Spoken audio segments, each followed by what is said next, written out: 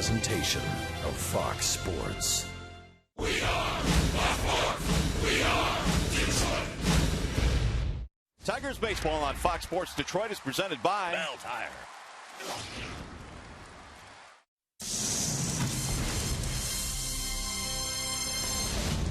On the heels of a strong outing, his last start in San Diego, Justin Verlander returns to Comerica Park. Fourth start of the year here today as we bring you baseball from downtown Detroit, the Cleveland Indians, and your Detroit Tigers. Hi again, everyone. Welcome to Tigers Baseball. Mario and Bemba, Ron Allen. We are glad to have you with us here this afternoon. Tigers trying to bounce back after a tough loss last night, but clearly the headliners in this one, Ron, have to be the starting pitchers. We'll start with Justin Verlander. His last outing in San Diego, really good. You know, the one thing about Justin Verlander that we know is the fact that he's going to start out the game at about 90 to 91 with his fastball, and if you let him get ahead of you, then you're going to have to hit this breaking ball that has been a devastating pitch for Justin Verlander, starting in spring training this year through his first few starts of the 2014 season. And there's no doubt with all the left-handers that Terry Francona will run at Verlander today, they're going to get a steady dose of this outstanding breaking ball that he has featured. Verlander uses no seams when he throws his curveball, but yet gets that kind of bite on the pitch. It is one of the best curveballs in all of baseball for a right-handed starting pitcher, and there's no doubt he's going to throw a lot of those today. All right, now we expect a lot of strikeouts in this game. Verlander can certainly do it, but so can his opponent, Salazar. Danny Salazar, 10 strikeouts in his last start. This kid needs to stick around in games a little bit longer, though. His stuff is electric. 11 strikeouts per 9 innings last year for Salazar. He will give the Tigers a heavy dose of real good fastballs in the mid to upper 90s. Just like the Tigers have been seeing lately from a lot of the right-handers they've been going up against. They will have to lay off that fastball that is up in the zone because you simply cannot hit it, and he will try to overpower you. But that's the problem with him. When he gets himself into trouble, and the Tigers have seen this, they've had a little bit of success against him, he will simply try to overpower them with fastballs instead of going to a changeup or a breaking ball.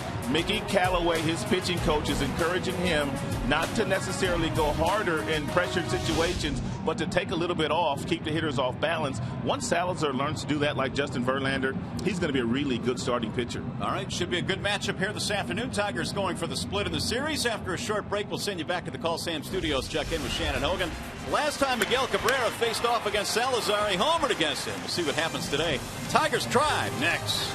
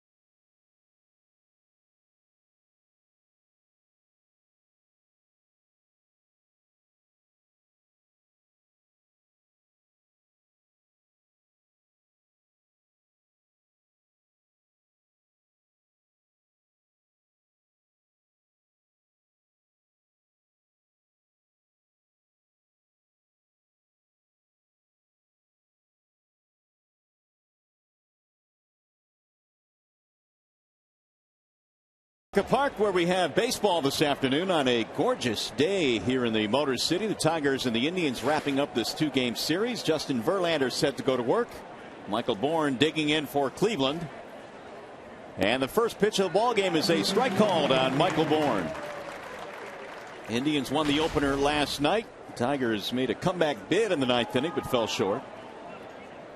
Bourn .389 career against Verlander, 7 for 18. Trying to get it started here today for Cleveland.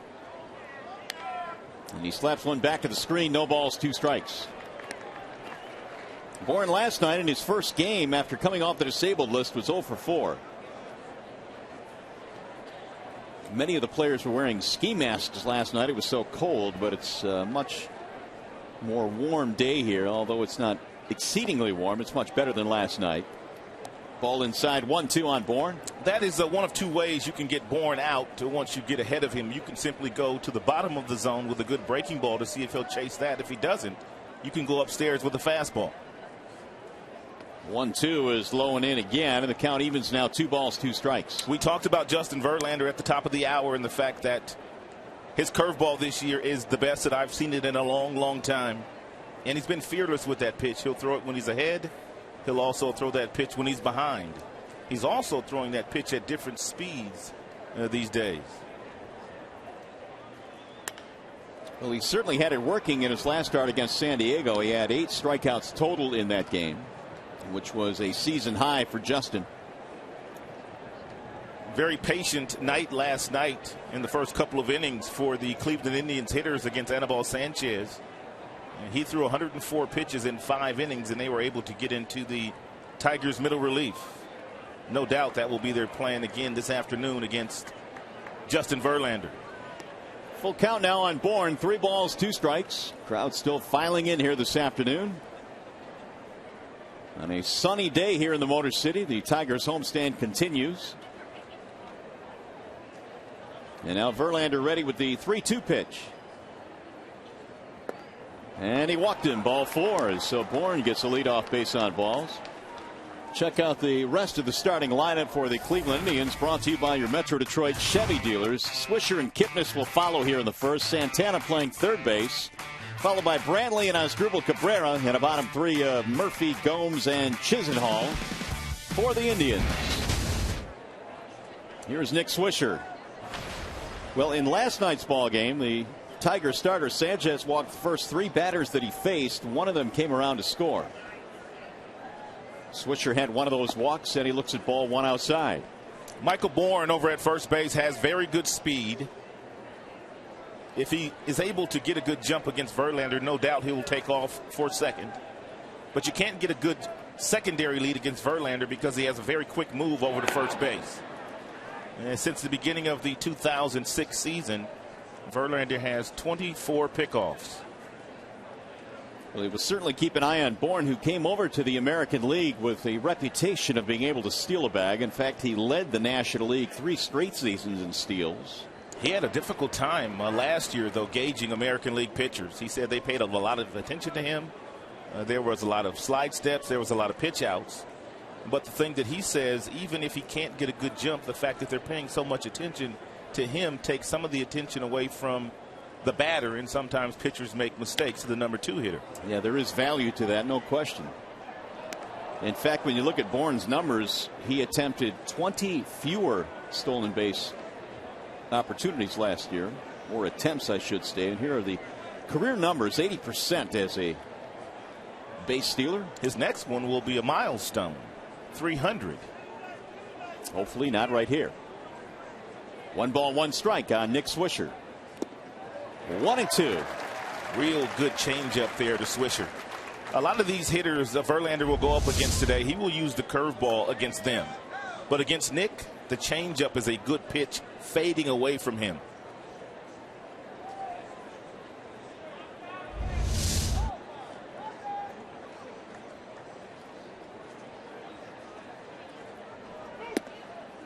Ball high, and the count evens now 2-2. I believe the first time that Swisher saw Justin Verlander, it was back in the 2006 season, and Swisher was wearing an Oakland Athletics uniform at that time. He homered twice against Verlander in the same game. And Verlander hadn't thrown him a fastball since. Do you blame him? New. That's good memory, by the way. Well, Verlander over the years, obviously pitching against Cleveland in the same division, has made a lot of starts against the Indians. He is 17-14 career in 35 starts. He has pitched a whole lot better against them recently, though, as opposed to when he was a younger pitcher. In fact, he made his major league debut against these Indians at Jacobs Field, or Progressive Field now.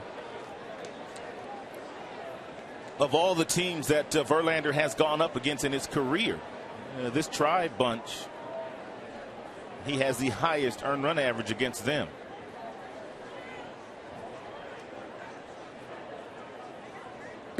High 3-2. So today's game starting much like last night's, where the Indians are working the Tiger starter.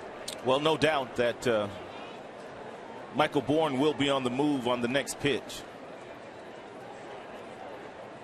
Waiting on deck is the number 3 hitter, Jason Kipnis.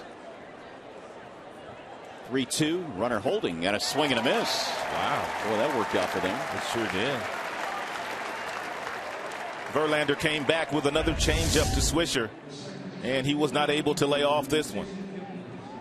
Verlander presented by Family Heating, Cooling, and Electrical today. He's off to a really good start. He pitches really good baseball right here at Comerica Park and has done so throughout his big league career. 3 starts, 1-1 with a 2.57 ERA for the Tigers ace. Surprised Bourne wasn't running there. I am too, and I'm wondering, as Verlander throws back, if it had anything to do with Swisher. I mean, Swisher hits only 200 against Verlander career. Aside from the handful of home runs he's hit against him. It's good for the Tigers. The double play is kept in order. Kipnis did not have good numbers against Tigers pitching last year. All-star season for Kipnis, but had trouble against Tigers pitching. Well, the Indians identified a couple of guys they want to keep around for a while. Kipnis is one of them. He signed a long-term extension with the Cleveland Indians in the offseason, and so did Yan Gomes.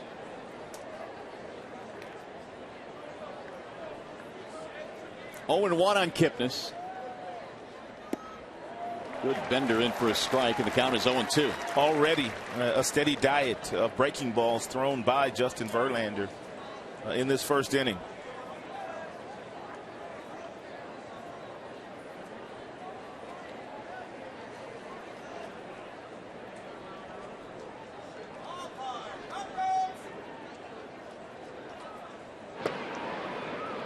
When you have a guy on the mound like a Justin Verlander who has 3 above average pitches and a really good slider as well, as a hitter, how do you attack Justin Verlander? I would sit on something soft, to be perfectly honest with you, early in the count.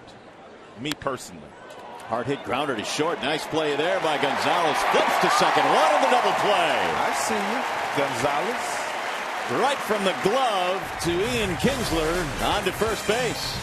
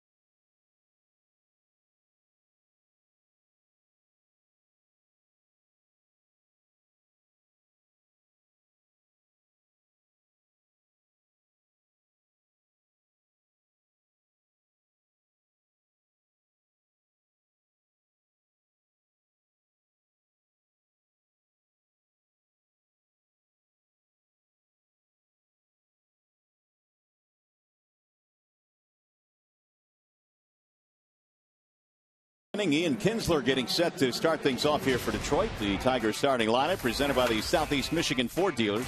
Kinsler, Hunter, Cabrera, your top three, with Victor DHing and is the cleanup man as well. Jackson in the 5-hole, followed by Castellanos, and a bottom three today of Avila, Gonzalez, and Rajai Davis. And they are facing the right-handed offerings of Danny Salazar. Danny's got a big arm, and he knows that. He will try to overpower the Tigers with a bunch of fastballs in the mid-90s to upper 90s. You see the ERA this season in just a couple of starts is elevated for Salazar. He also features a changeup and a slider to go along with that really good fastball that he possesses. Lasted just 3 2/3 in his last outing with a boatload of strikeouts. But as the Indians and Mickey Callaway has said over and over, they need him to stay in ball games longer. I mean, the strikeouts are nice. But he'll attack the Tigers now with Kinsler leading it off. Ian's been on a pretty good stretch. He had 2 more hits last night. Scored a couple of runs. And Salazar pours in a fastball strike. Talking to Wally Joyner, Tigers hitting coach, before the game, and I was asking him, did he recognize a pattern of a lot of the right-handed pitchers the Tigers have been going up against, have been throwing them lots of fastballs? And he said, yes, he has realized that. And he says he hopes that they continue to do so as the weather warms up. He believes his guys will be up for that challenge. I've said this oftentimes. The Tigers over the years have been a really good fastball hitting team. They have been. Here's the 1-1. Drilled in the air to right field. Murphy going back. A lot of room out there. One gone. Tim Hortons will sponsor the Cleveland Indians defensive alignment this afternoon. In the outfield, they have Brantley, Bourne, and Murphy. Cabrera and Kipnis up the middle. Carlos Santana, he was a catcher last year, converted over to third base this year. And you have Swisher at first base and Yan Gomes, who caught last night, catching again today. There's Torrey Hunter. With 1 out, Torrey 0 for 4 in the ball game last night. And Salazar hits the outside corner. Torrey was the topic of a lot of conversation last night, and it continued this morning at the ballpark regarding his bunt attempt in last night's game. Bouncing ball to short, scooped up there by Cabrera. 2 gone. Well, Brad Ausmus again was asked today if he had reconsidered his strategy to have Torrey Hunter bunt in the 8th inning. And Brad said, you know, I thought about it over and over, and sometimes I tell myself it was the right call, and sometimes I tell myself I probably shouldn't have bunted him. So he's kind of still up in the air in that call. You know, I'm with Brad on this one because I don't believe that Terry Francona would have walked Miguel Cabrera last night. There would have been runners on second and third with just 1 out. I believe Francona would have pitched to Miguel last night. One, Miguel's not hot right now, and you also have Victor Martinez behind him, and Victor has better numbers against the Tribe pitching than any other team he's played against in his career. So I liked the call last night by Ausmus. It just didn't work out. So really, in retrospect, you have a couple of managers making decisions based on the fact that Miguel Cabrera, who is the 2-time MVP, just isn't quite where he has been the last couple of years. No doubt about it. And that guy on deck, Victor Martinez, certainly figured in the thinking on both ends. If it's July and Miguel is swinging the bat the way that we know he can swing the bat, there is no doubt that even though Miguel would have represented the winning run, Terry Francona would put Miggy on first. Miggy can end the game. Victor could probably tie the game. 2-1. Off the end of the bat to the first baseman. Swisher shovels to the pitcher covering, and it's a quick 1-2-3 inning for Danny Salazar.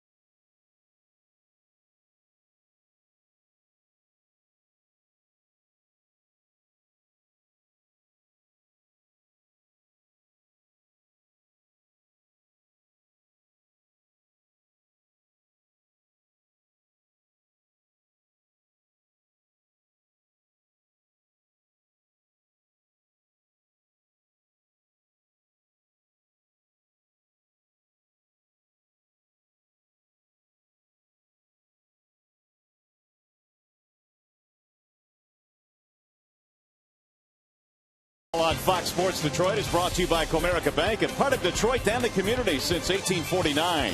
By Dodge. Come in and see the award-winning Dodge lineup during awards season. And by Country Crock. Welcome to Country Crock, where good habits are delicious. What a day here today. It certainly is a great day to sit out here and watch a ball game. 50 degrees our game time temp. Still don't have a run yet as we go to the top of the second. And it'll be Santana leading it off, facing Justin Verlander. Be careful with Santana on first pitch fastballs. Had a rip there. Well, the Bernstein advantage brings you the pitcher-batter matchup. In the Bernstein advantage, Indians 2, 3, and 4 hitters. Well, not so good against Justin Verlander, so JV has the Bernstein advantage today against those guys. And Verlander piling up strikeouts after strikeouts against Swisher, Kipnis, and Santana. Ball high. Well, Santana's been struggling to start the year, just 170. In fact, on Sunday, he snapped an 0 for 18 slump. And the 1-1. 2 balls, 1 strike. Santana learning a new position this year, third base, with the emergence of Yan Gomes last year and the way that Gomes handled their pitching staff. Gomes is the starting catcher, and Santana learning a new position. It's a position that's not totally foreign to him, though he came up in the Dodgers system in the minor leagues as a third baseman. Well, how much do you think the shifting around has had an effect on him? It may have had a little bit of an effect on his bat near the beginning of the season. That's pulled foul. Well, there have been some guys that have made the change from the catcher position to third base. Kung Fu Panda. And Josh Donaldson. And Santana now has joined that list. This much we do know. Santana, he worked very hard in spring training to get himself ready for third base. That is a rocket to right field. Foul.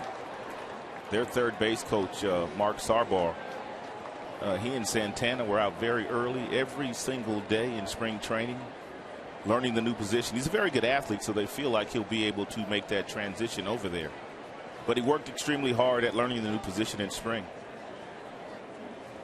Now they look like they got it right. They got some nacho. Well, they were able to keep those nachos intact even though that ball came whistling by him. Slow roller to first base. And JV covers. 1 out here in the second. We'll bring up Michael Brantley.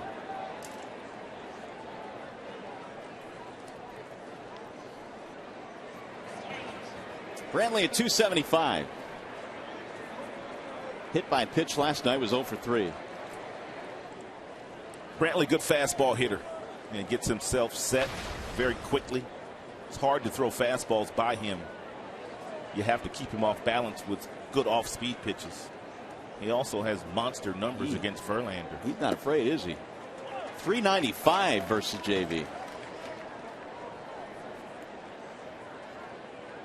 Brantley last year was 3rd in the American League hitting with runners in scoring position.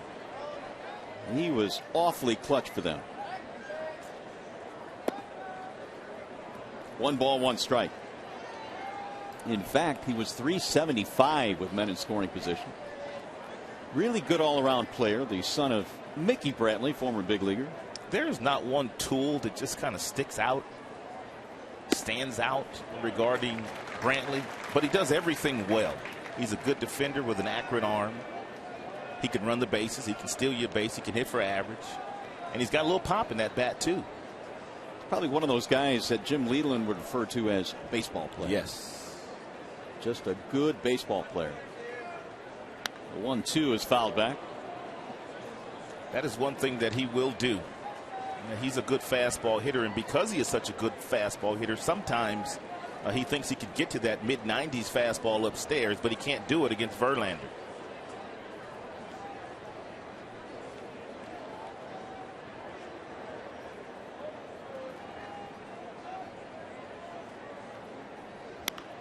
And the amazing thing is that 395 against Verlander is not a very small sampling. It's over 38 at bats. So he's had a really good history against one of the best pitchers in the game. Well, he might just want to put him away with that good same fading changeup that he was able to strike out Nick Swisher with last half inning.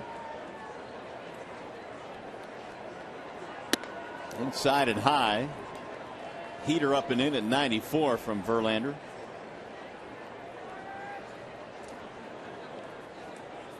One out, nobody on in the second, no score. The Indians got a walk in the first, but the double play ball by Kipnis ended the inning.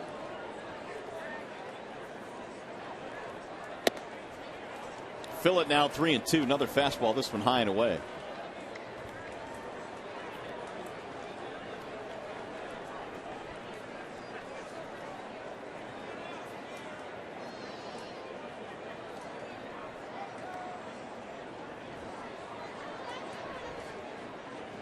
Here's the full count pitch. Lifted back out of play.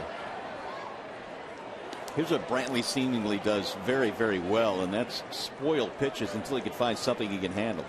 It looks like to me, and it's only just one game, but it looks like this Indians offense is going to be quite pesky this year. They've got a lot of left-handed bats. 8 of the 9 guys that Francona's running up there are swinging the bat left-handed, and they're going to have a lot of success against mediocre right-handed pitching. Good right-handed pitching is not going to be phased by their left-handed bats, but when they run into a guy that really doesn't have plus stuff with all those left-handers, they're going to beat up on some right-handers.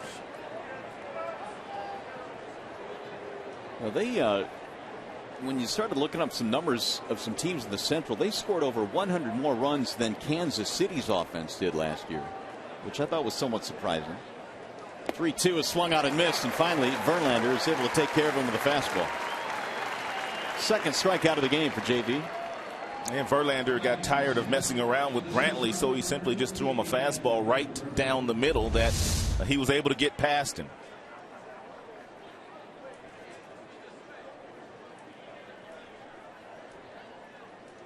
Here is Asdrubal Cabrera. Cabrera off to a slow start, 196. Knocked in 5 so far this season. Fouled back out of play. Verlander can really spot that fastball at about 90 to 92 on the outside black to the left-handed hitters. He does a nice job with that same pitch away from the right-handers too. Really good command with his fastball.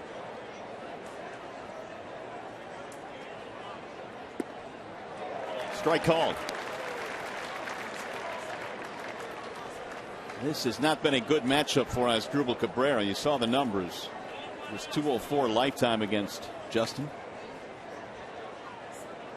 Here's the 0-2. See you later. Verlander gets his third strikeout of the game in a 1-2-3 second inning.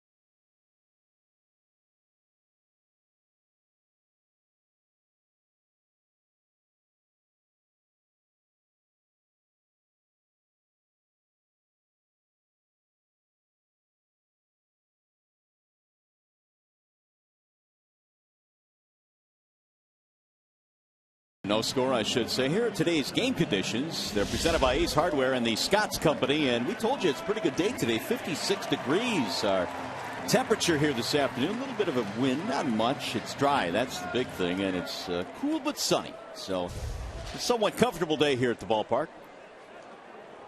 And a good pitching matchup in this one. No score as we head now to the Tigers part of the second. Martinez, Jackson, Castellanos facing Danny Salazar. Indians employing that same shift that they had on Victor Martinez in last night's game. I was talking to Victor before the game about this shift and what he thought of it. He said that he wished that they would play this same shift when there were runners in scoring position. Well, that's not likely to happen, is it? But he says he knows what his game is.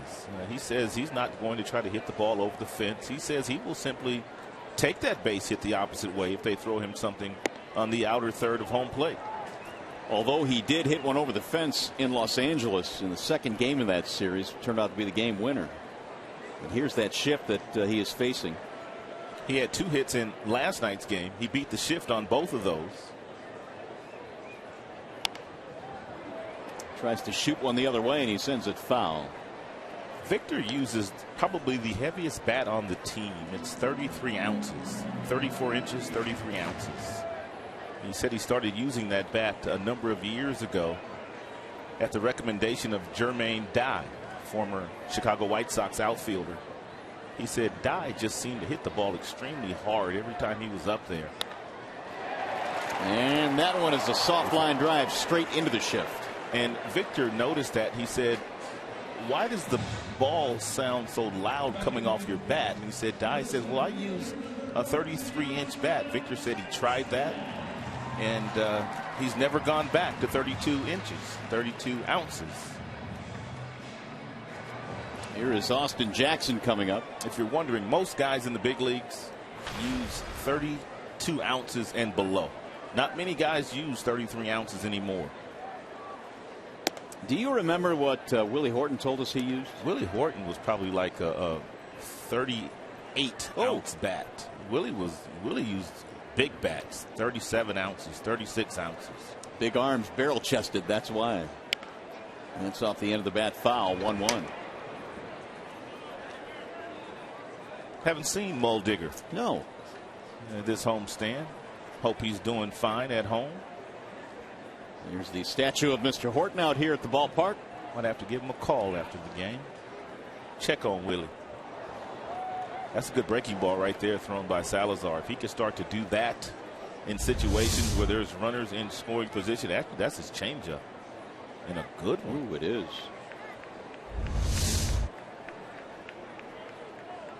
Austin 2 out of 4 last night. That sails outside. 2 balls, 2 strikes.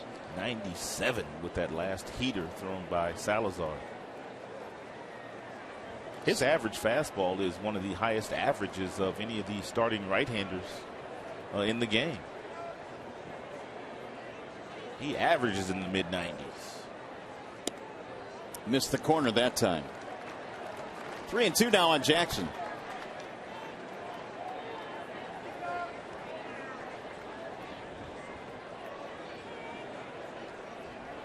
Salazar just 24 years old out of Santo Domingo. Going foul down the right field line. Here is the fastball velocity. This is last season among starters. You see Salazar 96 average with his fastball. I didn't realize Nathan Eovaldi was that high. I did not either. 96.2, topping that list. Swing and a miss, struck him out. Off speed that time, and that is his first strikeout of the game. 2 gone here in the second. The Tigers were calling this pitch a split-fingered fastball, and it looks like a split coming out of his hand, but the Indians don't call it a split. They call it a changeup. But it's got some tumbling action to it. I mean, he threw one to Jackson that kind of went the other way. And then he threw that one. That one kind of darted down and in on Austin Jackson. Here's Castellanos. Skies this one in the air to right center field. Murphy's under it.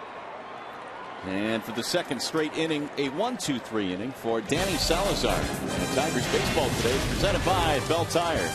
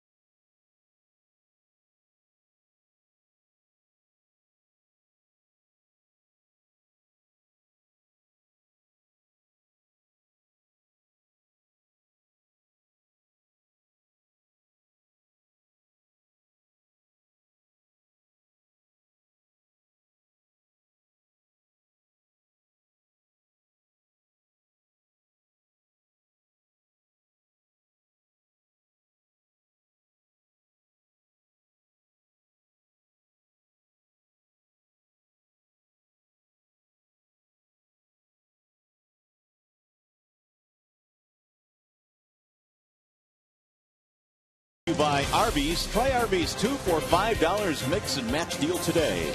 And by Bell Tire, get the lowest tire price period. Bell Tire. We welcome you back to Comerica Park here in downtown Detroit, where the Tigers are taking on the Tribe here in the final game in this weather shortened 2-game series.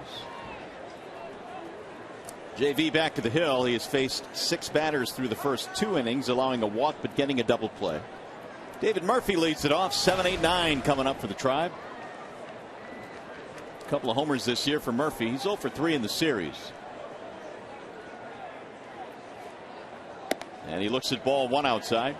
Tigers were able to quiet his bat down in last night's game, with the exception of a second inning base on balls that Murphy received, and he came around to score. 2-0. Former Texas Ranger, signed in the offseason by the Indians.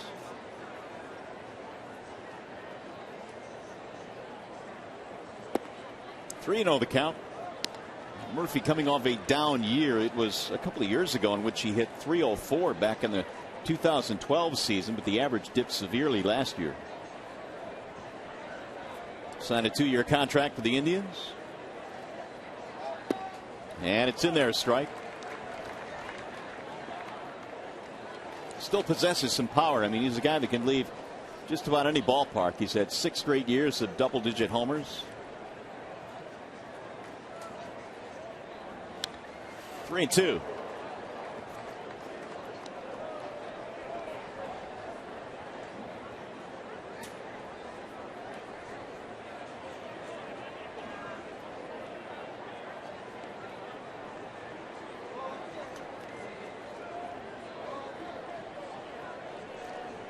Full count pitch. Lofted down the left field line, foul. 3-2 the count stays on Murphy. He'll be followed by Gomes and then Chisenhall.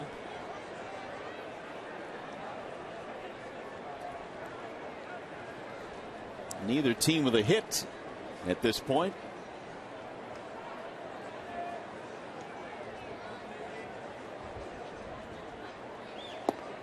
And he walked him. Murphy takes a close pitch. Verlander with a little stare out there, but the leadoff walk. Let's go back to the studio now. We check in with Mickey York.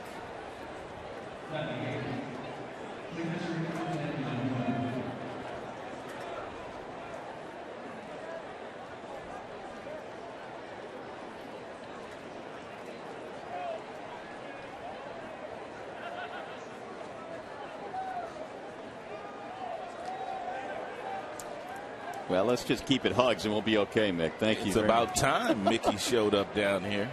He's just been waiting for it to heat up. You know it. Not his first rodeo. Nope. Smart man. Here's Yan Gomes. Strike called on Gomes. So Verlander now has walked a couple in this ball game. Gomes batting .293.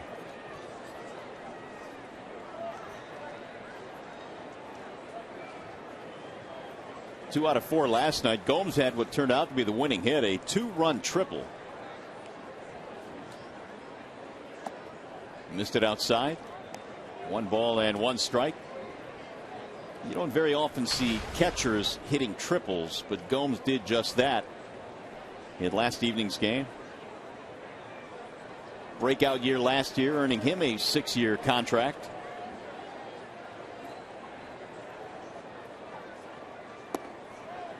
Two and one. And part of the reason why Santana now is playing some third base for the Indians. Gomes had a solid year both with the bat and defensively last year.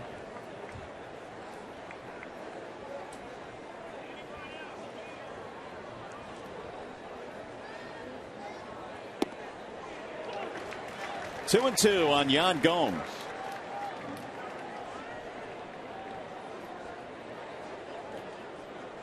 There's Chisenhall waiting on deck.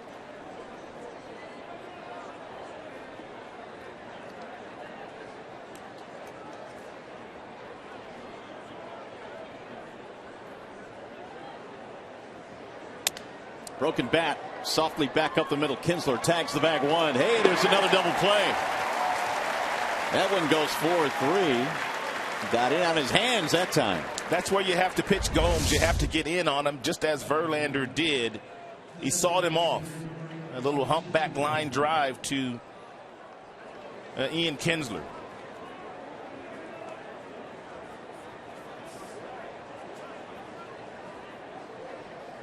Broken bats always look great on Phantom Cam. Second double play turned behind Verlander in this game. We'll bring up Lonnie Chisenhall with the bases empty. Lonnie had a good night last night. Double, single. As a matter of fact, he and Gomes, they're 8 and 9 hitters. They both had good days. 2 knocks apiece. It's pretty good production out of 8 and 9. Still waiting are the Indians for Chisenhall to hit consistently at the major league level. That ship, though, has pretty much sailed now, hasn't it? With the fact that Carlos Santana's their everyday third baseman. Oh, I guess Carlos could DH. He could DH. In fact, Santana has even caught. He's played third. He's DH'd. And Chisenhall off to a nice start at 421. Well, there's another base hit. That could be the very reason that Chisenhall is off to such a good start here in 2014. There's really not a lot of pressure on him these days.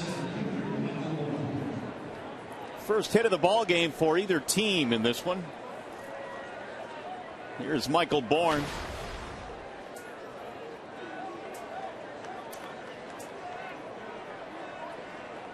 Walked to start the game, but was erased on a Kipnis double play ball.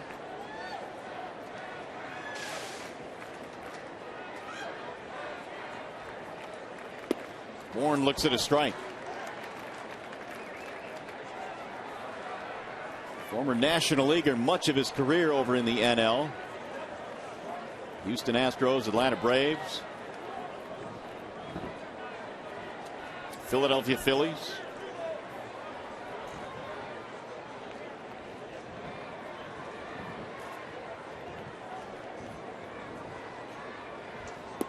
Wave and a miss, 0-2. Bourne was born in Houston, Texas, so being able to play for the hometown team had to be a thrill for him back in 2008 through 2011.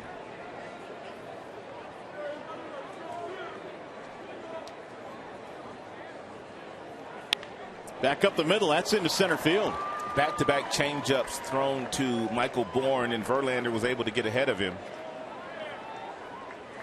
Then he comes back with an 0-2 breaking ball that really did not do a whole lot, and it's a good swing by Michael Bourne. And just simply hit it right back up the middle. But that ball is basically right down the middle. Not a good 0-2 pitch thrown there by Justin. Second straight hit for the Indians. That'll bring up Nick Swisher. The Indians last night had plenty of opportunities to put that game away, and they had to hold on by their fingernails at the end. Ball outside, 1-0. They were 1 for 13 with men in scoring position. Yet they won the ball game.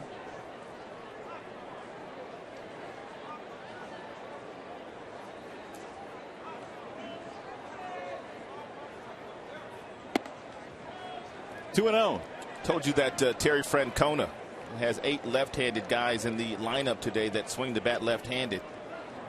But this year, left-handers have been no issue for Verlander. Their batting average just 196 against Justin.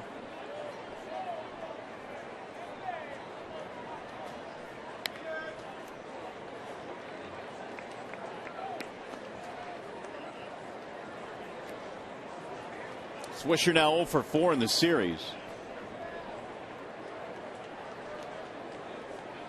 Had a pretty good month of September last year. Hit 7 home runs the final month of the season when the Indians were putting out a charge down the stretch to try and catch the Tigers. They eventually landed in the wild card spot. They were 21-6 in the month of September. I played a couple of minor league seasons for Nick's dad, Steve Swisher. And one was in Buffalo and the other one was in Colorado Springs. His dad was the most intense manager that I ever played for. He was off the chain.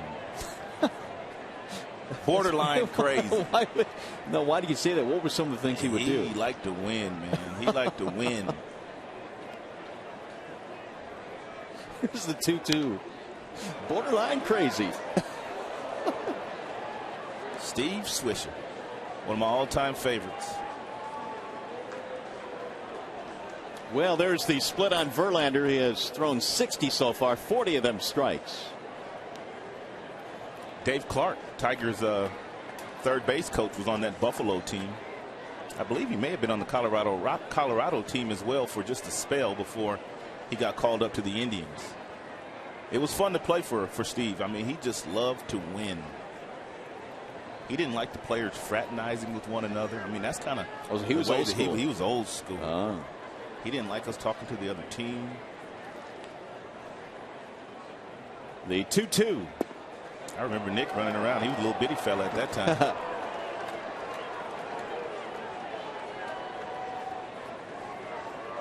Not anymore. Swisher has had a solid big league career. There's DC. I didn't know you were teammates with Dave Clark. Clark could hit, man. Former #1 draft choice of the Cleveland Indians. Runner's going, and it's popped up foul. Heading back toward the dugout. Avila can't get there.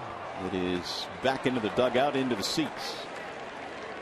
Nick's manager, Francona, was also on that Colorado Springs team in 1988, managed by Nick's dad.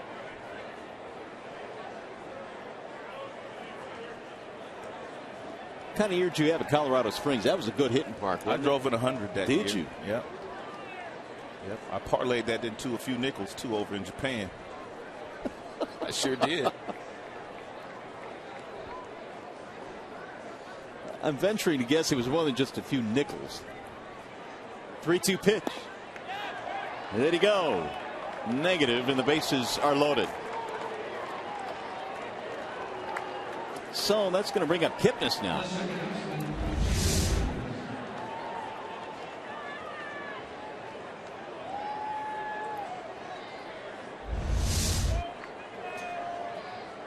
Kipnis with the bases full here. The Indians have really the first scoring opportunity for either team. They've got Murphy at third, or Chisenhall at third, Bourne at second, Swisher at first. And Verlander got that double play ball off of the leadoff walk. Looked like he was going to cruise through the inning. But then back-to-back hits. There's the strike called on Kipnis. Now that looked low. Kipnis agrees with you. It was called a strike by Lance Barrett, but it sure looked low. It's not necessarily where he catches it, I guess, but it's where it crosses home plate.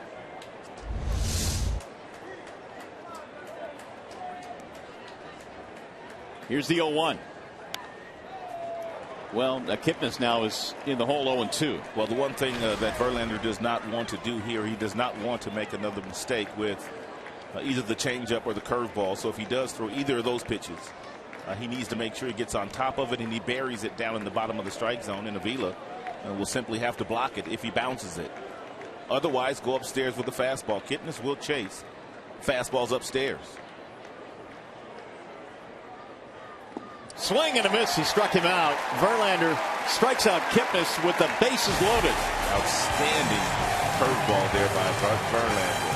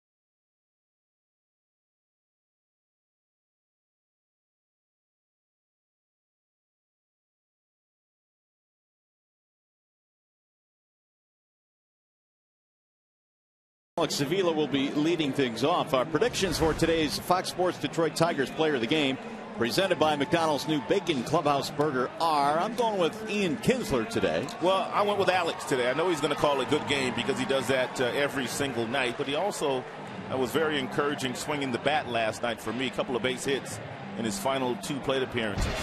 Austin Jackson, the selection of John Keating. Well, it appears that Jason Kipnis has been tossed out of the game.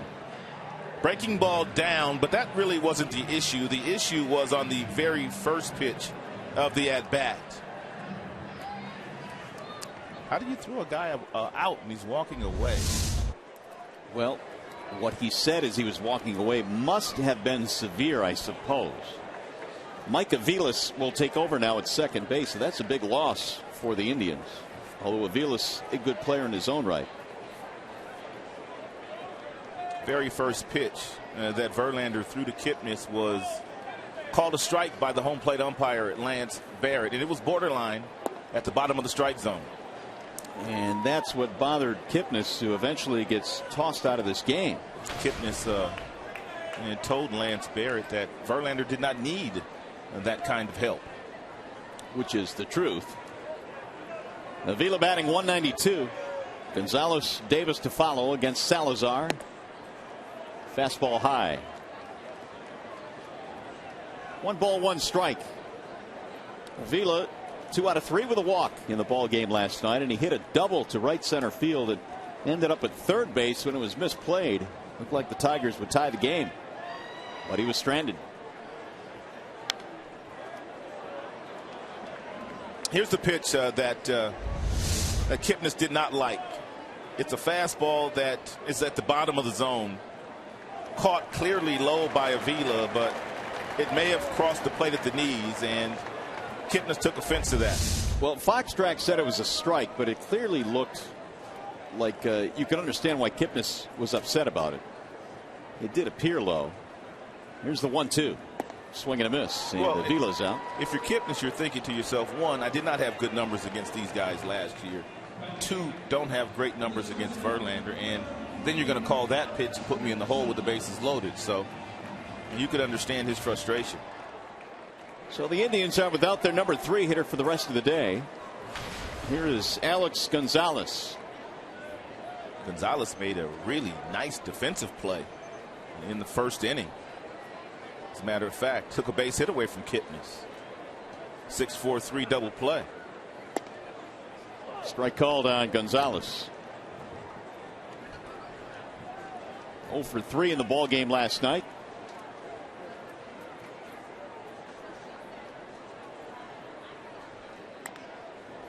Oh, and 2. Here's that play he made in the first inning. And going to his left, not using the bare hand, but shuffling the ball to the second baseman, Kinsler, with a glove.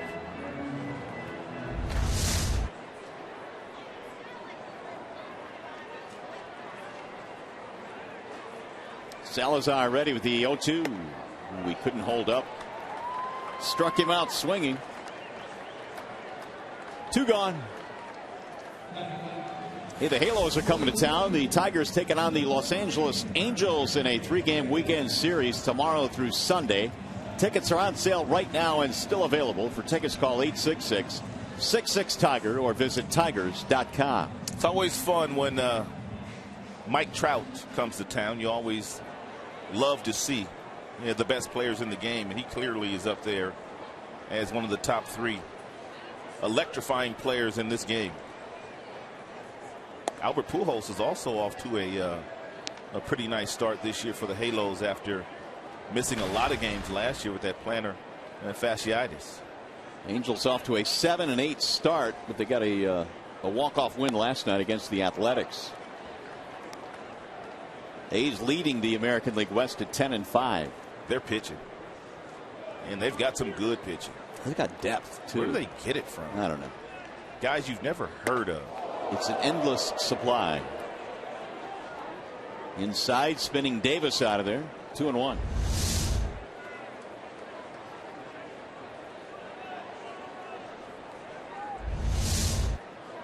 You know, we were talking about Rajai Davis last night and the fact that it appeared to us that he has a little bit of a split grip before he swings the bat while standing in the batter's box. And he told me before the game today he didn't even realize that he did that.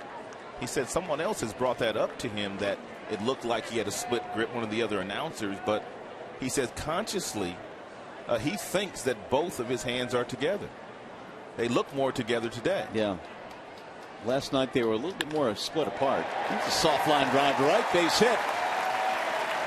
2-out single. Tigers have their first hits of the afternoon. Well, we'll see how Mr. Salazar. Look, there's a split. There's a split there. Really, you can see a little bit. There it is, right there. And he says he does not do it consciously. It worked there, though. See what Mr. Salazar could do with having to pitch in the stretch for the first time today. Here's Kinsler. He in flight out to right field in his first at bat, 0 for 1. No doubt, 2 outs. Davis will be trying to get himself into scoring position. He'll try to steal. But if he does, he needs to make sure that he gets a really good jump, because Yan Gomes, their catcher, has a really quick release and a very accurate, strong throwing arm.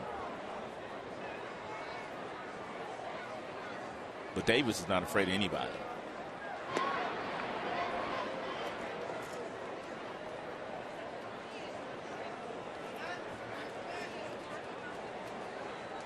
Rajai 5 out of 6 this year. Jacoby Ellsbury has 7 to lead the American League. Altuve and Davis now with 5. I am still having trouble realizing that Houston's in the American League. You see Altuve's name among the American League leaders. Right. Runner bluffs and a strike call. I was talking to Brad Ausmus today, because we've always heard that in a stretch when a pitcher slide steps, they lose a little velocity. And he caught 18 years, so who would know better than him? And he told me that he didn't sense that they lost velocity, but the one thing that he knew that guys that slide step struggled with, the breaking ball, because they don't let their bodies catch up, so the arm never gets up top to get to the slot to where they can get the good break on the bender, because you're sliding instead of gathering yourself with the leg kick. That makes sense. And I think a lot of pitching coaches will say as well that, you know, it seems like you would lose velocity, but most of the pitching coaches we talk to say, no, that's just not the truth. You know, so a guy like Salazar who throws, you know, upper 90s, if he slide steps here with Davis on first base, his fastball could possibly go down to 93, 94. We'll see. The 0-1 popped up.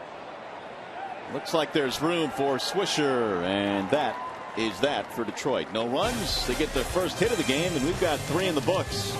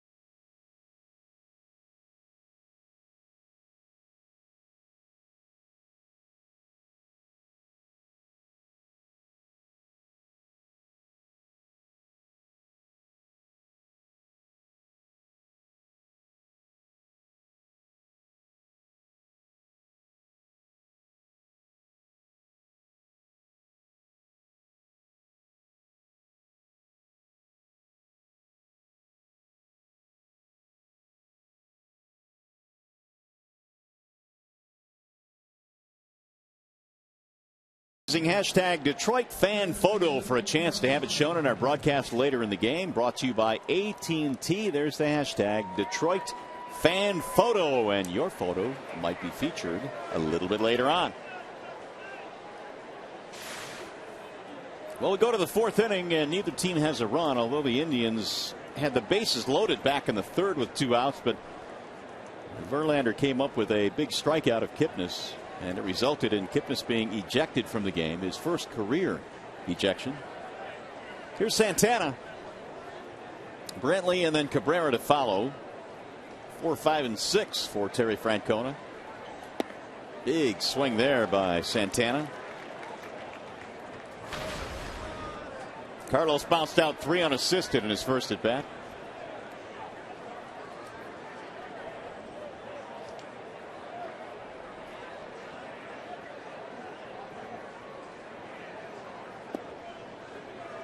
Breaking ball, missing low, had him frozen there. 1-1. Verlander down with 4 strikeouts, halfway to his total in his last start of 8 against the Padres. 1-2.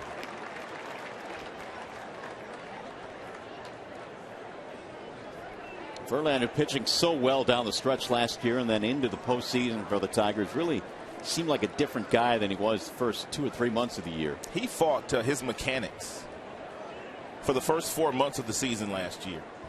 I mean, he just really couldn't put it all together, but he finally did at the end of the year, as you mentioned, and he has not looked back. Doesn't that give you kind of an indication of how tough the game of baseball can be when you can win a Cy Young, an MVP, and then in a season just lose your mechanics? Yeah, he just couldn't find them. Jeff Jones did a nice job of getting him back on track for the stretch run. I mean, he went from thinking that he was tipping his pitches to the arm slot to the stride to the landing foot. I mean, they ran the entire gamut down there. He and their very good pitching coach, Jeff Jones. They finally figured it out. Here's the 3-2. Swing and a miss. That change piece today is his go-to pitch against this heavy laden left-handed lineup that Mr. Francona has ran out there against Verlander. It's a circle change, and it fades down and away very nicely from Santana. That's a really good look at the circle change. How it ever so slightly just comes off the fingertips.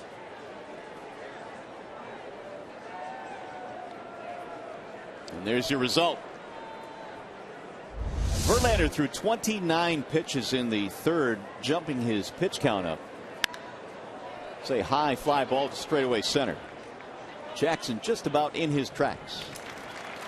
Brantley is out, 2 gone. Here's what we're talking about. 29 in the third. And JV's gone to 5 3-ball counts already in this game, but he's kept them off the board.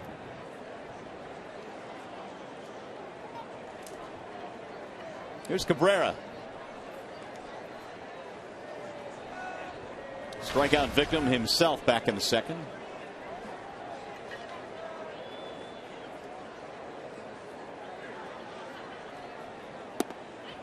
Ball 1. Justin over the years has pitched very well here at Comerica Park. He is 72-33 in his home ballpark. A swing and a miss, 1-1. ERA just a touch over 3. Tigers by and large have done really well at home.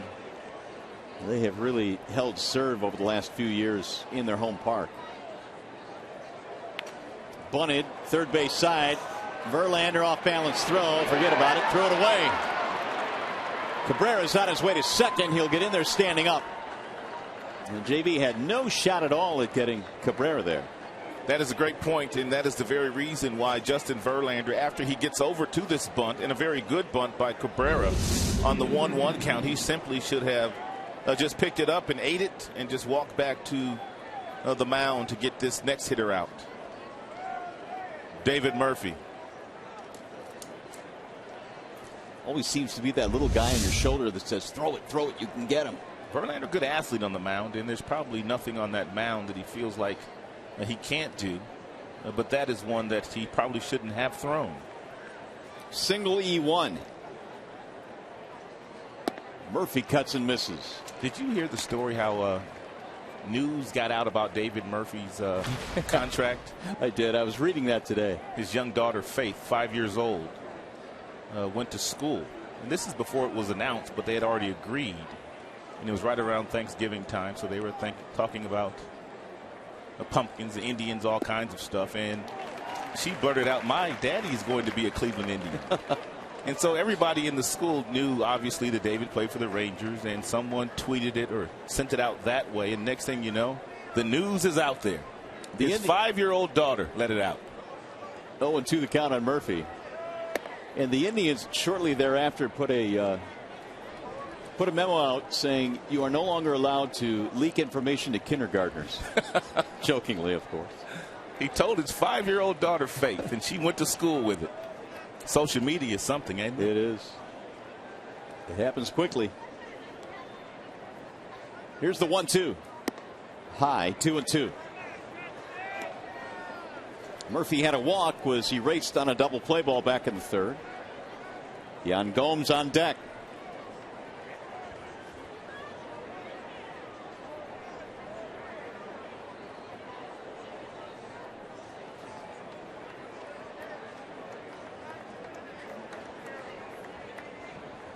Now the 2-2. But make no mistake about it, when the Indians looked at their season last year and they saw that they were 4-15 against the Tigers and all the Tigers right-handed starters, they knew they had to go out and get a left-handed bat, and they went out and found a guy that had some success against some of the Tigers right-handers in Murphy. Murphy also good numbers at their ballpark in Cleveland, so there is no doubt that the reason why they signed him is to help them somehow have better numbers this year against Detroit. Little chopper foul down the first base line. You know, we talked about this a little bit in last night's game. They were 56-18 last year, were the Indians, against teams with a losing record. 36-52 against teams with a winning record. So they really had a tough time with some of the better teams last year. Yet they ended up just one game behind the Tigers in the end. The Indians went 92-70 last year. And they made it to the postseason for the first time since 2007.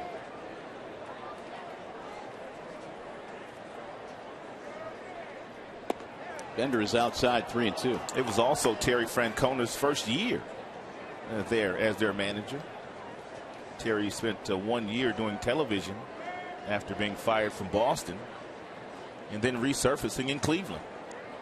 Changed the culture there. They had a winning attitude last season. Little pop-up. Shallow left center. Diving try by Rajai Davis. He does not make the catch, but boy, was that a terrific, terrific play.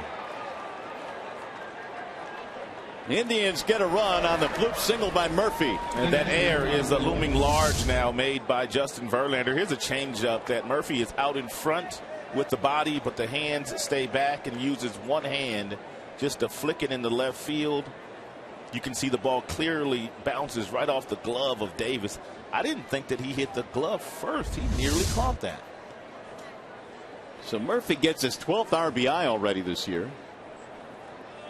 Cabrera scores, and it's 1-0 Cleveland. That'll bring up Yan Gomes.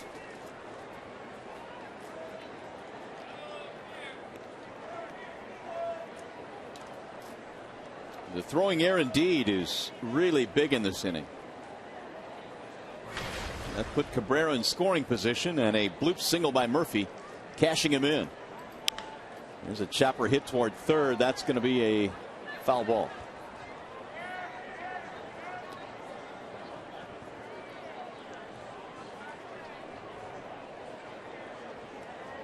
So Verlander now has had 85 pitches in this game, and we're only in the fourth. Well, Indians are doing today, just as they did last night against Anibal Sanchez. They're going to get into that Tigers middle relief once again today. Sanchez threw 104 pitches last night in 5 innings. Although the Tigers pen did good work last night, Reed, Kroll, Albuquerque, They did. They kept them off the board. And that's a good sign, because by and large early on in the season, Rod, that bullpen has been a little bit up and down. It has. It appears that it is starting to sort itself out with each outing and from all of the players down there. 0-2 on Gomes.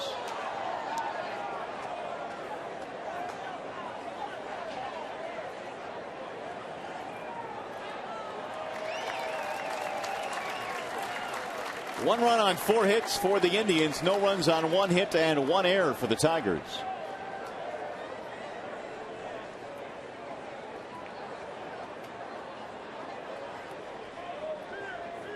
Breaking ball into beauty. Got him looking. Gomes knew it. Inning over. 6 punch outs for JV, but the Indians score a run.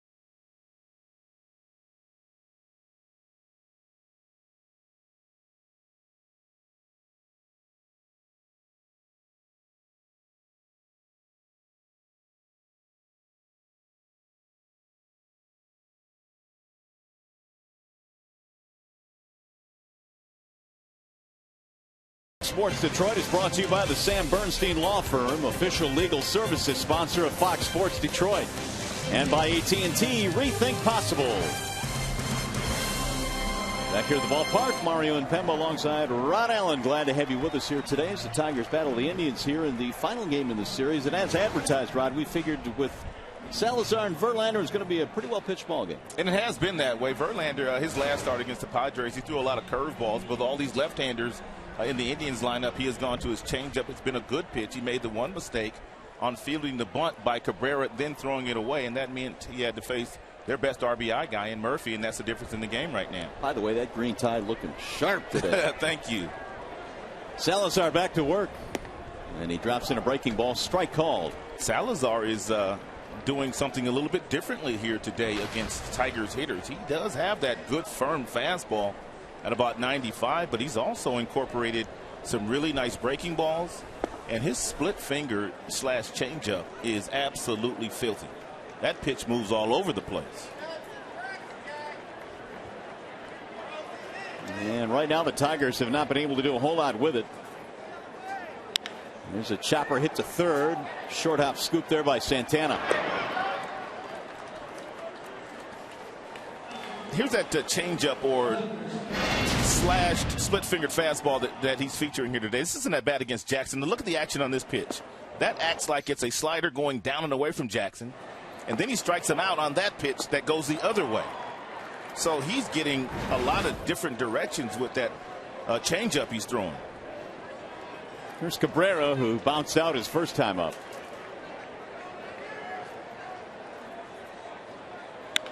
Get out. Into shallow center, and the center fielder Bourne was playing too deeply. That'll be a base hit. Tigers have their second hit.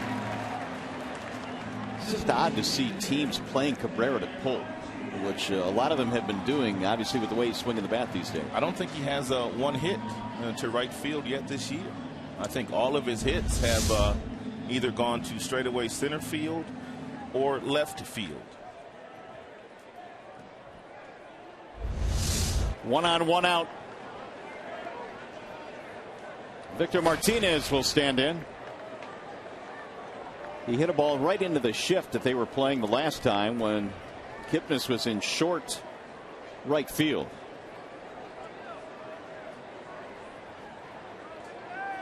Now they play him to pull, but not so deeply with the second baseman. The Indians better be careful here with Cabrera on first base. Miggy is not the fleetest of foot, but with Switzer playing behind him, Miggy has great base running instincts, and if he gets the green light from his manager, Brad Ausmus, he can steal a base here, regardless of the arm strength of Yan Gomes. Ball high, 2-0.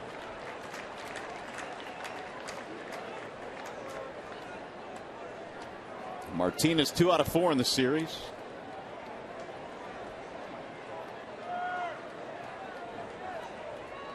There you see the 3 Cleveland defenders to the right of second.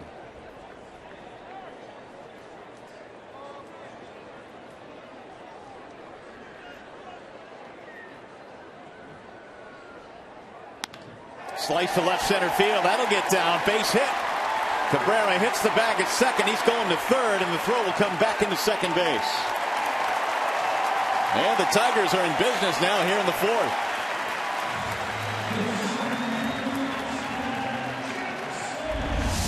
Back-to-back singles by Martinez and Cabrera on identical pitches. Fastballs up in the zone. Both guys hitting the ball right back up the middle. Miguel knew that he could get to third base. Bourne doesn't have a great throwing arm in center field, and he was still on the move. The ball wasn't in his glove when Miguel touched second base. So here is Jackson now, tying run at third. He threw Jackson 2 of the filthiest pitches in his first at-bat that he has thrown in this game today. Jackson needs to get ready for that first pitch fastball. He didn't get it, though. 0-1.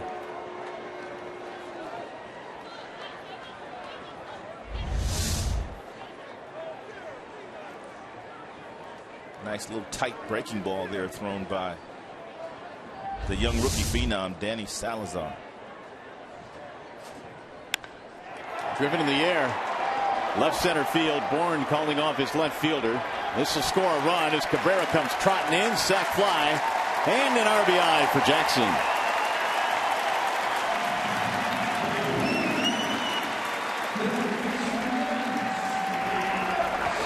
1-1 ball game.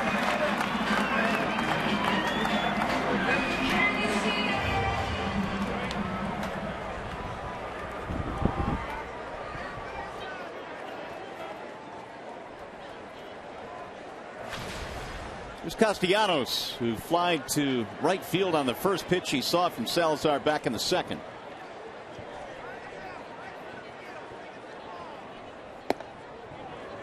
At 95, he threw that one right by Nick. Castellanos is 0 for 5 in the series. The RBI for Jackson, by the way, is his 5th of the year.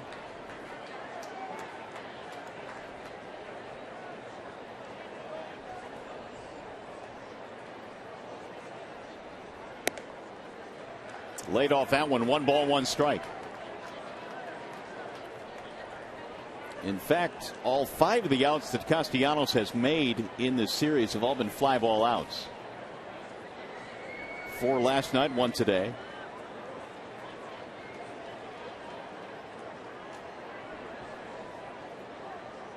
And a 1-1. There's another fly ball. Left center field. Bourne and Brantley converge, and Brantley makes the catch to end the inning. Tigers get a run, though, to tie it up. We go to the 5th.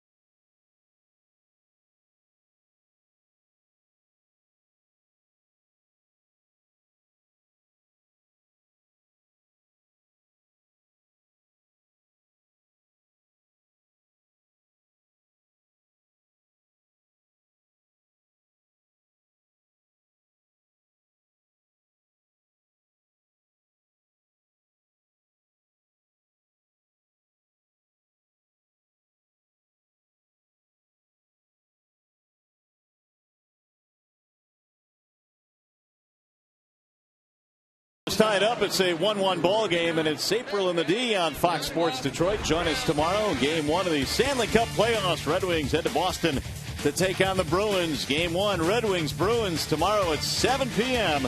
on Fox Sports Detroit. That time of the year again. Let's go Wings. Here on a gorgeous day here at the ballpark, Tigers have tied this one up, and Justin Verlander back at the hill. He will face Lonnie Chisenhall to start things off. Number 9 hitter, followed by Bourne and then Swisher.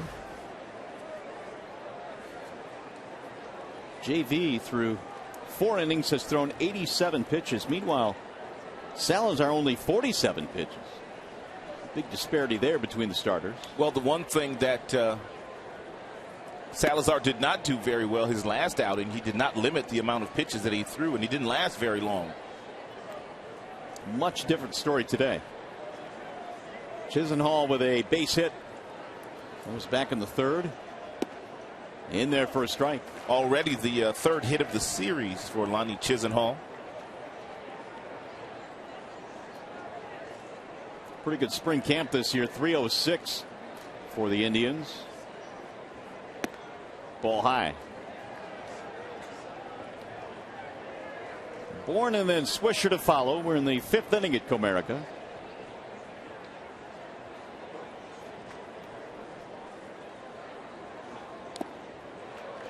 Foul tip into the glove. 2-2.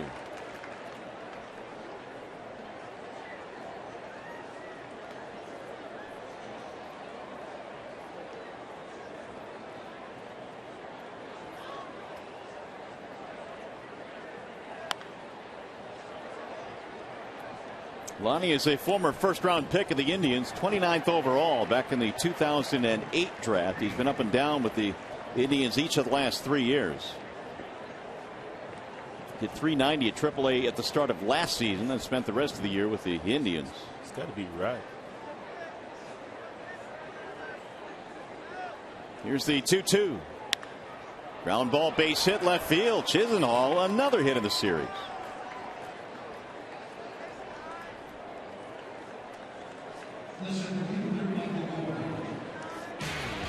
Well, Saturday MLB on Fox Sports 1 is back with a doubleheader as Mike Trout and the Angels take on the reigning AL MVP Miguel Cabrera and the Tigers. Then the Diamondbacks square off against the Dodgers. Action starts 12:30 Eastern on Fox Sports 1 and streaming live on Fox Sports Go. Bourne probably up there bunting for a base hit. Skies this one toward left. Davis on the run, but it's out of play. And the reason I say that he should be thinking along those lines is that they're not going to score many runs today against Verlander. And with a runner on first base, you do have the ability to bunt for a hit. If you get that base hit, it's good for the team. If you don't, at least you have a runner in scoring position. Tigers defense convinced that could be the case. Castellanos is on the grass at third.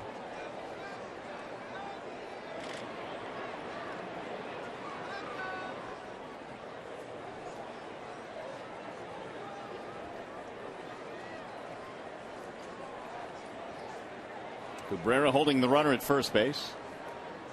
The 0-1. Make it 0-2 now on Michael Bourne.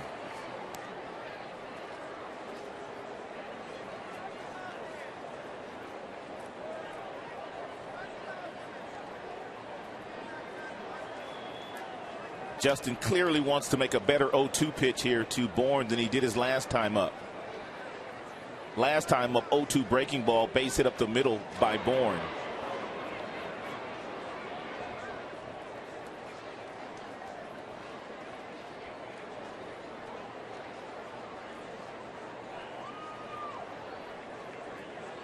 Bourne grew up in Texas. In fact, he played Little League Baseball with Carl Crawford. Inside, backed him out of there. 1-2 the count. And Bourne went on to play his high school ball in Houston and then 3 more years at the University of Houston.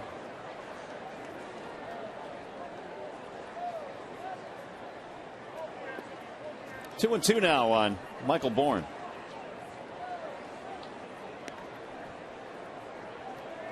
Justin, you want to make it happen right here on this 2-2 pitch. You do not want to run the count to 3-2 and entice Terry Francona into allowing Chisenhall to take off on the 3-2 pitch. You want to try to get a double play here if you're going to get one. Ground ball right at first. Nice scoop by Miggy. Throws to second, one in the relay. Not in time. I'm wondering, and we'll take a look at it, if Miguel possibly could have gone to the bag and touched the bag first and then gone to the shortstop to get the double play. How far is he away from the bag? Yep, I think you're right. Well, he could have. I mean, but then again, if he goes back to the bag and then he does not get the runner at second base, then obviously you have that runner in scoring position.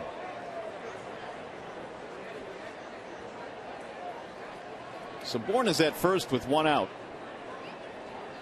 Here's Swisher.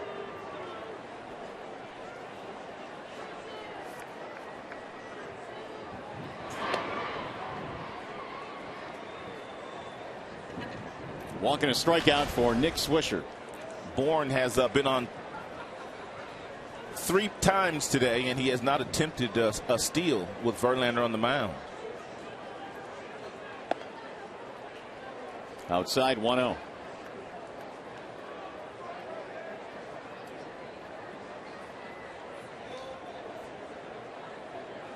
One run on 5 hits for the Indians. The Tigers a run on 3 hits.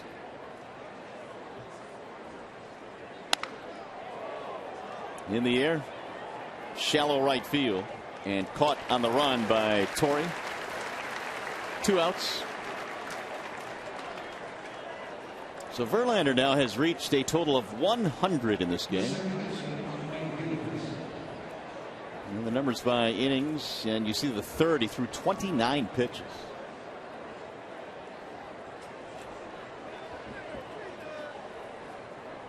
Here's the first at bat for Mike Aviles, who had to take over defensively when Jason Kipnis was thrown out of the game earlier for arguing balls and strikes.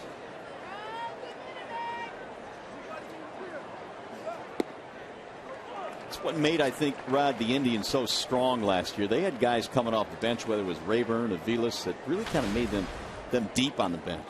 Giambi also had some big home runs for them in the final month of the season. I mean, they were game-changing home runs, obviously, but they were also momentum builders. And not only do they have some nice pieces on their bench, but they also have some guys that can play multiple positions.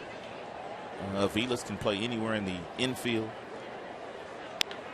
Pulled to third, right through the third baseman Castellanos. Bourne will go to third base, and the Indians now have runners at first and third. Well, no harm, no foul. If you're Verlander, you simply have to pitch your way out of this. You're good enough to do so. And the tailgate just didn't get down for the rookie Nick Castellanos, and it appeared the ball just went right through his legs. It'll be the second Tigers error of the game.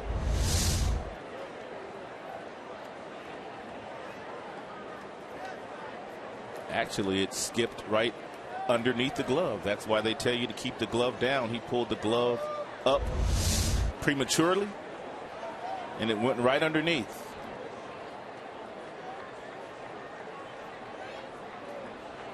Now can the Indians take advantage here? They took advantage of the throwing error by Verlander to score their run back in the fourth. Santana looks at a strike. Verlander has led Santana off with 3 different pitches in all 3 of his plate appearances today. First time up, he got ahead with a fastball. Second time, it was a changeup. That time, curveball. That's what you call mixing it up during the course of a game, so hitters don't get you in the same type of a pattern.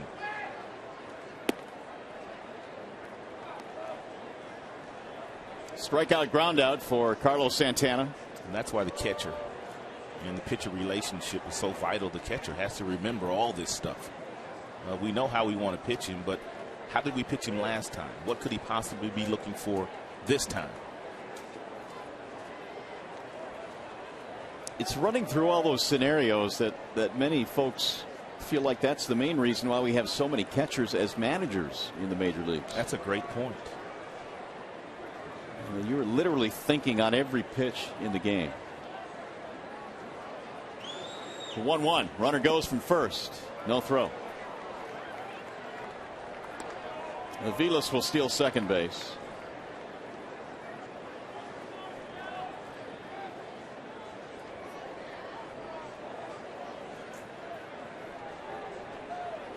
Two and one on Santana.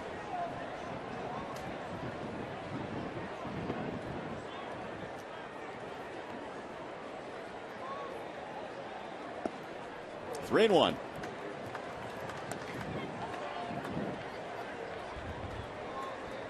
That is 7 3-ball counts now for Verlander. By comparison, Salazar has gone to the 3-ball count just once in this game. Well, if he somehow loses Santana here, Brad Ausmus is going to have to get somebody up in that bullpen. Lost him. And Avila with a nice block at home plate.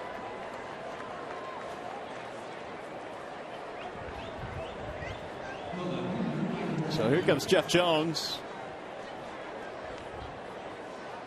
They are loaded up with Indians, and Brantley due up.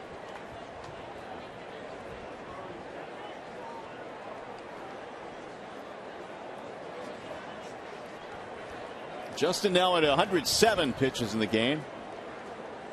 Through 110 his last start, 112 the start before that. Another big opportunity here for the Indians.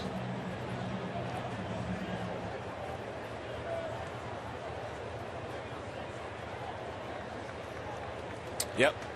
Gino has called down to the bullpen. They will get somebody up in some movement down there.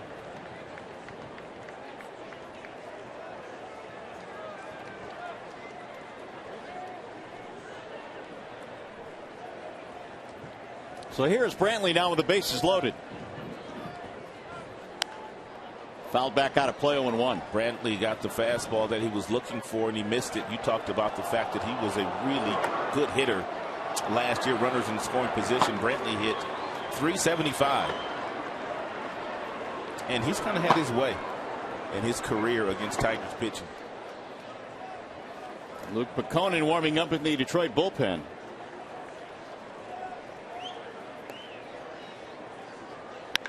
Drill to right field. That's a base hit. Bourne will score. They're going to try and get 2 runs in here. Aviles to the plate. He will score. And the Indians have taken the lead as once again Michael Brantley comes through with men in scoring position.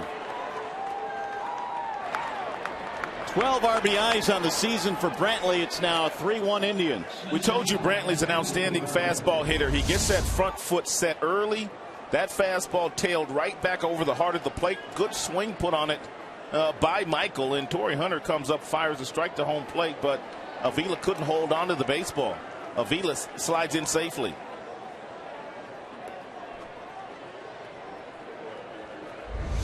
Brad Ausmus out to have a quick chat with Lance Barrett.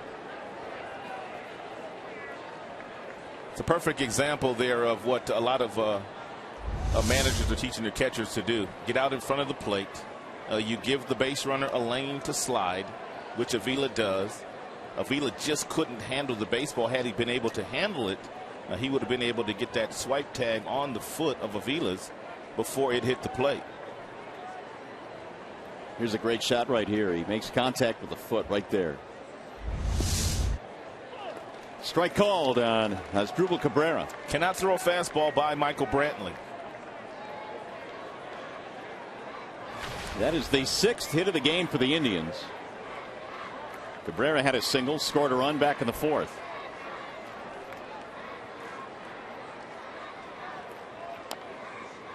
Tapped foul at home plate. 0-2 on Cabrera.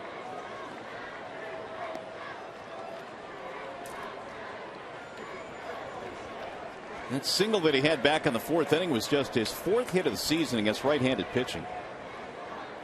And Asdrubal now 4 for 29 against righties. Got a chance to knock in a couple here.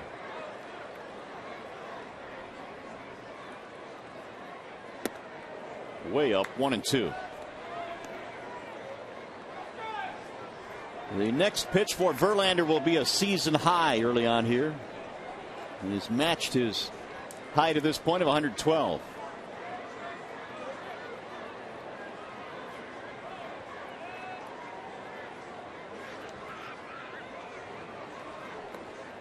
Swing and a miss. And they went chasing. That'll end the inning. However, they get a couple of runs on the Brantley clutch hit. You're watching Tigers baseball on Fox Sports Detroit, presented by Bell Tire.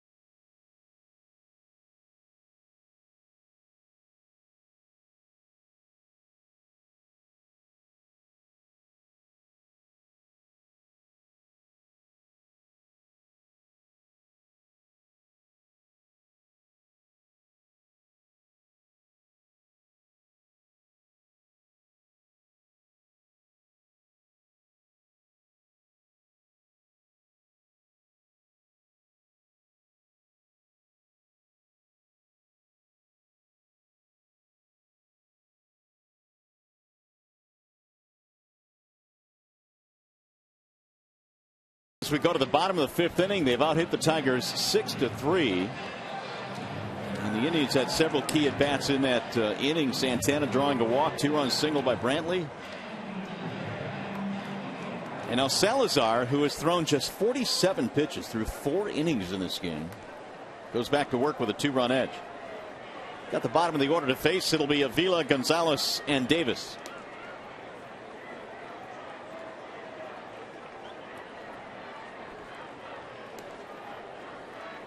Alex struck out his only time up back in the 3rd.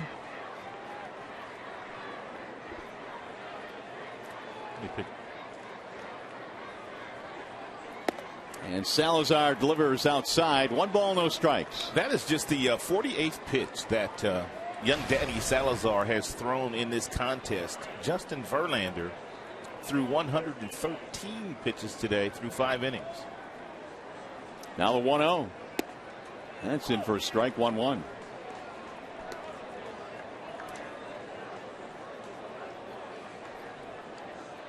Tigers were hoping not to go into the bullpen as quickly as they have in this game for multiple reasons. Here's the 1-1. Swing and a miss. But one of the main reasons is Drew Smyly is throwing tomorrow. Rod. He'll make his first start, so you really don't know how long they'll be able to let him go. I was talking to Brad Ausmus before the game, and I was asking him, was Evan Reed available, because Evan Reed threw close to 40 pitches in last night's game. And Brad said that Evan could go if we needed him, but he was expecting Verlander to go very deep in the game today, which is not going to be the case. There's Smyly, who will finally get his first start of the year tomorrow. He'll oppose Jared Weaver. I will, however, give Verlander a mulligan, because so many times when he does toe the rubber, and has toed the rubber for this team since he's come to the big leagues, it's been an evening off or a day off for the bullpen. That it has. Meanwhile, 3-2 now on Avila. Salazar just 24 years old. What a bright future this young man has. Avila should get himself a real good fastball here. And if he does, he put a couple of really good swings on fastballs last night. And he bounced one in, ball 4. Threw him a slider there instead of going to the fastball. First walk of the game for Salazar. Avila has been walking quite a bit this year already. Yeah, he leads the team now with 6.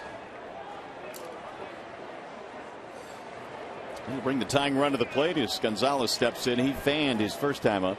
Salazar not throwing nearly as many fastballs here today as he has in a couple of times we've seen him last year in 2013. He just simply tried to overpower you with fastballs throughout the game. But today he has mixed in some nice sliders and an outstanding changeup. Way up and in. 1-0. Salazar last year went from being the opening day starter at AA for the Indians to starting the wild card game. He was a major reason why they had so much success down the stretch. Ubaldo Jimenez also was really good for the Tribe last year, second half. Now Salazar struggling. It's 2-0.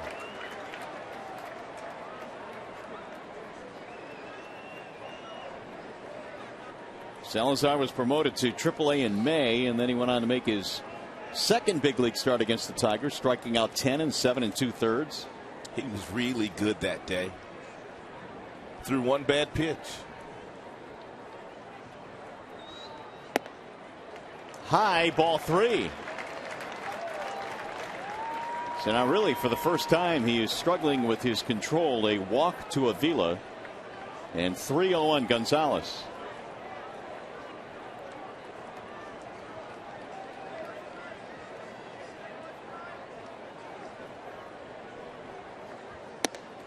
Lost him. Back-to-back walks. Let's flash back to August 7th. This was the second to big league start for Salazar against the Tigers. He was dealing against the Tigers. He punched out Miguel Cabrera 3 times in this game, and in the 4th at bat, the 8th inning, game on the line, he challenged Miguel with a fastball that Miguel hit over the fence, and that was the final pitch that Salazar threw that evening. One of the more memorable moments of 2013. And there were quite a few. And the guy that's talking to Salazar right now, Mickey Callaway, is an outstanding pitching coach. He did really good work last year with Ubaldo Jimenez. Also Scott Kazmir, second year as the pitching coach for Callaway. Francona did not know Callaway before he hired him, but he was so impressed with him during the interview process that he gave him the job. Well, he's trying to straighten Salazar out here. He's got the number 9 hitter to face Rajay Davis. Tying runs on in a 3-1 game. We're in the 5th inning. Well, you wonder if Davis is thinking about possibly bunting for a base hit right here. Nobody out. And get runners in the scoring position. They're in at the corners. He shows bunt, lays it down foul. Had a good pitch to bunt there. It was a fastball that was down. So many times when the pitcher and the catcher, they know that it's a possible bunting situation and there's a hard thrower like Salazar, they will elevate the fastball in the mid-90s, which is a very difficult ball to bunt. But that 93 fastball was down in the zone.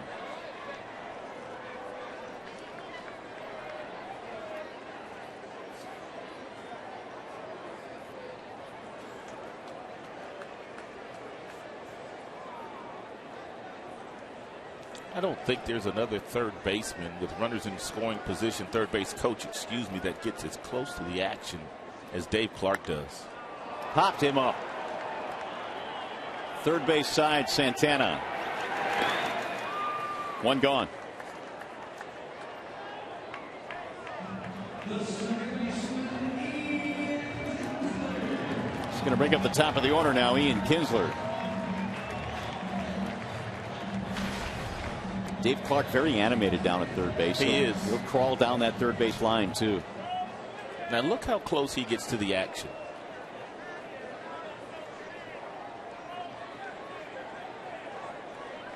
For those of you that really don't understand why he would be in that particular position, what it does is it gives him as a third base coach a really good look at the outfielders on a base hit, and it helps him in the deciding factor as to whether he wants to send that runner home from second base, in this case Avila. The further you can get down that third base line, the longer you have to make your decision. Therefore, you usually don't make wrong decisions.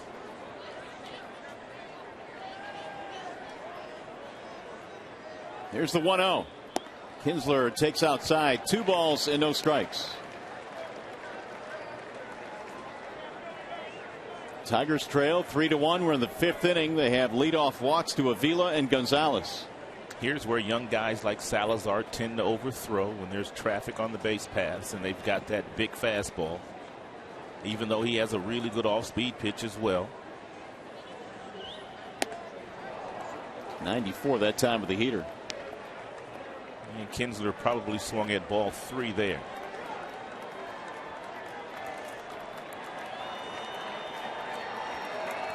Hunter is next. Salazar trying to pitch out of a little bit of a problem here in the 5th inning with the back-to-back walks.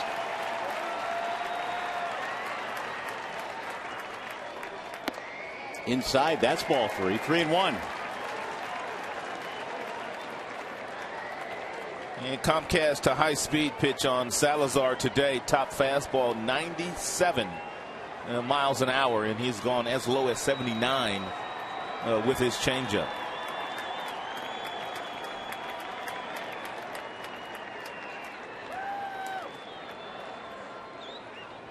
Kinsler hammers it in the air to left field. Ball is hit well. Ball is up. It's deep. It's gone. It's a 3-run shot for Ian Kinsler. He hammered it to left center field.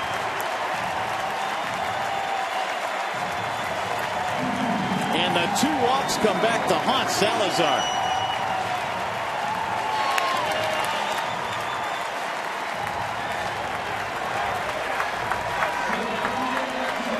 That is exactly what I was talking about regarding the youngster Salazar. When you back a young pitcher into that kind of situation, runners on first and second in a 3-1 count, they tend to try to overthrow. And when you try to overthrow, you usually make a mistake with your fastball. Ball outside to Hunter. A 3-run shot. Kinsler hits his second of the year, and the Tigers now have the lead 4-3. The fastball that Ian hit was 94 miles an hour, but it was a little up in the zone. Hunter fouls it back out of play. Justin Verlander left after throwing 113 pitches and trailing 3-1 to possibly getting a win here today if his team somehow can hold on for the next 4 innings. And one mighty swing of the bat by Kinsler as the Tigers take advantage of 2 walks in this inning. Let's see.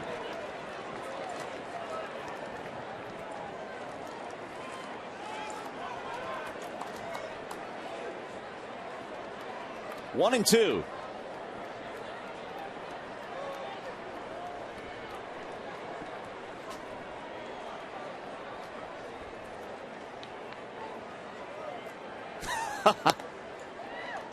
There's a ball outside. 2 balls, 2 strikes. They're having some fun right now with Kinsler, and why not? Tigers breaking out a little bit offensively. They really were held in check last night and for the most part of this game, but now the 3-run shot has given the Tigers their first advantage. Torre out in front of that one. 2-2 on Hunter, who in this game is 0 for 2 with a couple of ground balls.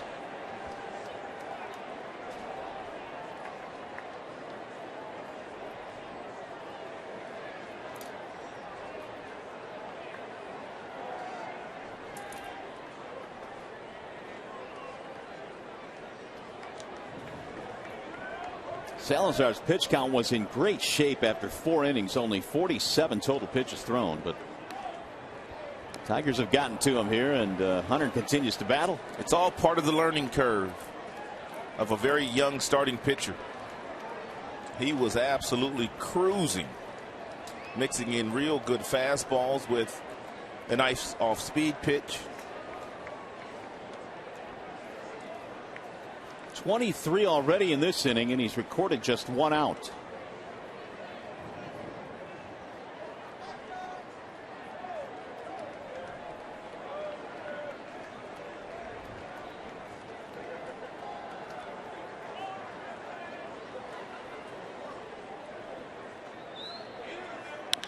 Little chopper hit slowly towards short. Cabrera trying to barehanded, can't do it.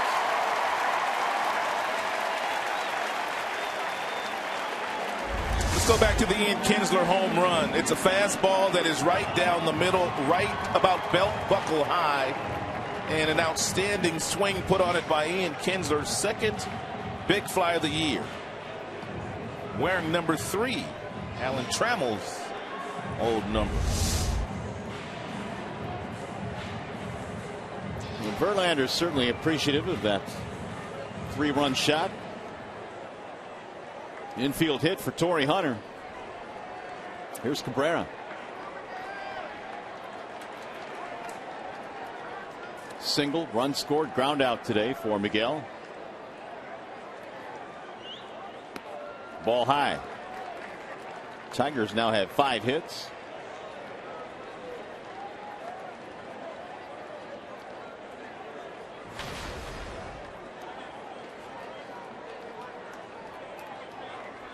There is still only 1 out in this inning, and that was the pop-up by Davis.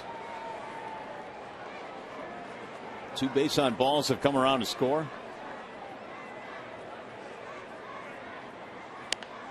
Soft line drive, fair ball, left field line. Hunter is on his way to third, and Torrey will stop there. Miguel has a double, and the Tigers continue to hit. Well, more than likely they're going to walk Victor Martinez in this situation. And they're already trailing by 1 run. They have the base open. They have Jackson batting behind. Victor Martinez, that's one of those split-fingered fastballs that kind of tails inside. I don't know what to call that.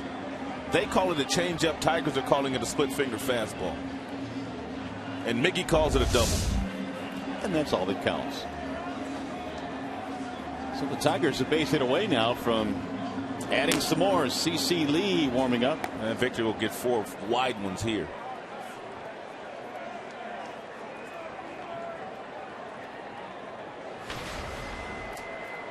Intentional walk is going to load the bases for the Tigers.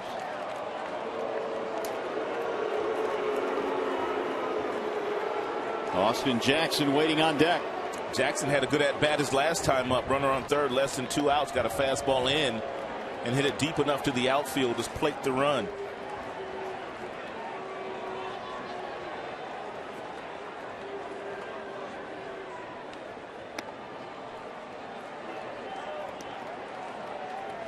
Salazar's had 4 3-ball counts in this inning alone after having just 1 coming into this frame. And it was the walks again to Avila and Gonzalez to start the inning that got him in trouble. Hey, by the way, the Tigers play the Los Angeles Angels this Sunday at 1:08. It's Sunday Kids Day here at the ballpark. All kids 14 and under receive a free Torrey Hunter Silver Slugger mini bat. For tickets, call 866-66-TIGER. So they are loaded up now with Hunter at third base, Cabrera at second base, and now Victor Martinez at first.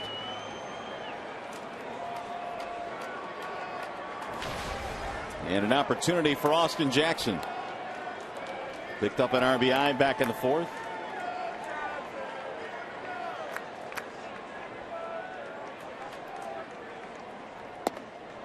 Ball 1.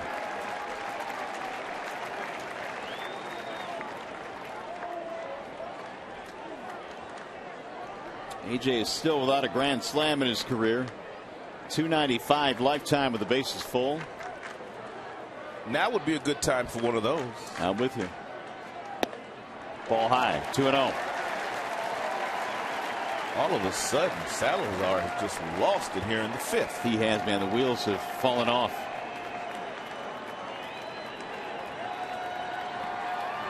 .4-3 Detroit with the bases full, 1 out.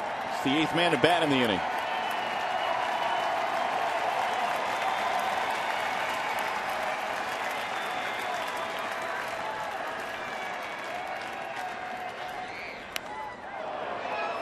Himself a 2-0 pitch, fastball, and he fouled it straight back.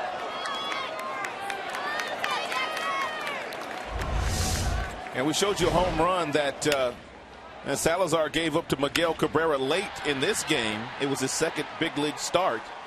Jackson hit a home run off of him early in that contest. 2-1.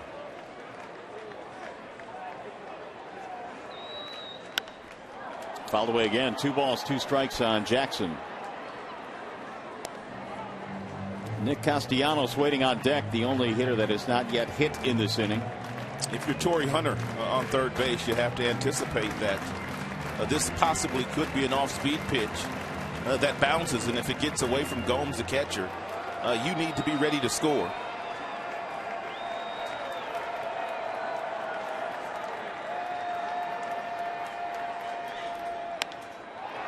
In the air, left field.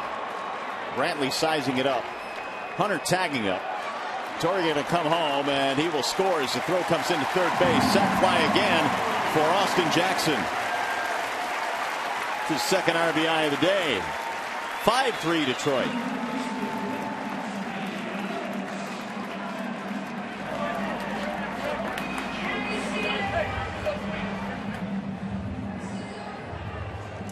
Going to be it for Salazar. He will face 8 men in this inning and depart. And it's going to be a wall side windows pitching change. That's it for Salazar. We'll be back.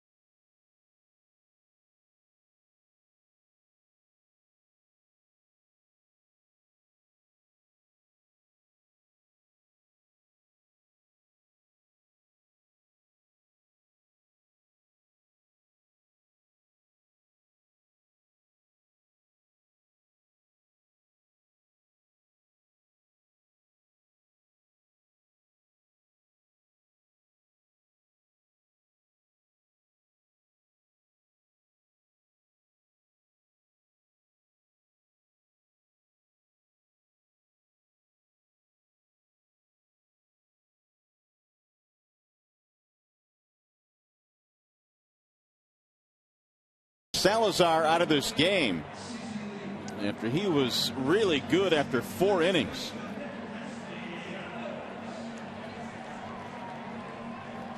He ends up with 82 pitches, 35 in the 5th inning. And he was unable to get through the frame. 4 2/3, 3 walks. And the first 2 here in the 5th started his downfall. CC Lee is the new pitcher now for Cleveland. Fastball slider and thrown by CC Lee. Top fastball at 95, but he averages about 93. Also throws a slider. Just 2 pitches. Fastball slider. More sliders to the right-handers than the left-handers. Here's Nick Castellanos. Ball 1 outside. Nick is 0 for 2, couple of fly balls.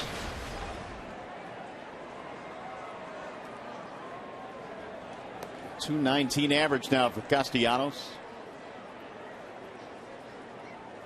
Here's the 1-0. Inside, 2 balls, no strikes.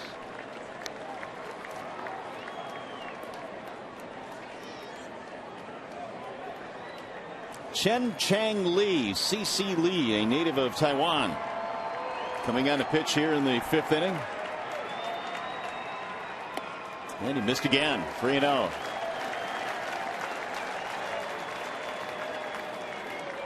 The guy that started the inning is waiting on deck. That is Alex Avila.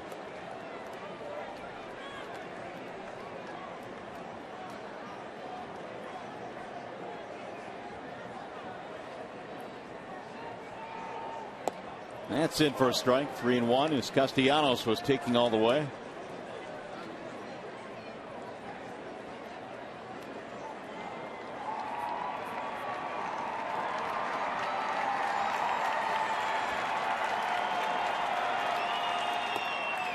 Lost him. Another walk.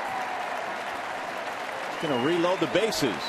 You know, one thing with Salazar, Mario, and I'm sure that Mickey Callaway, the pitching coach, and Terry Francona, as they move forward with this youngster, they're going to have to look at 3rd time through the batting order. 3rd time through the batting order in his career, they are hitting .351 against him. .242 first time, .194 second time. 3rd time through .351. That's where the Tigers did their damage here today. 3rd time through. And the 3rd time through started with a couple of walks. One of those by Avila, but those numbers are striking there. It seemed like he was in cruise control. Now the Tigers can really bust it open with a hit from Avila. Strike called. The big hit in the inning so far, the 3-run shot by Kinsler.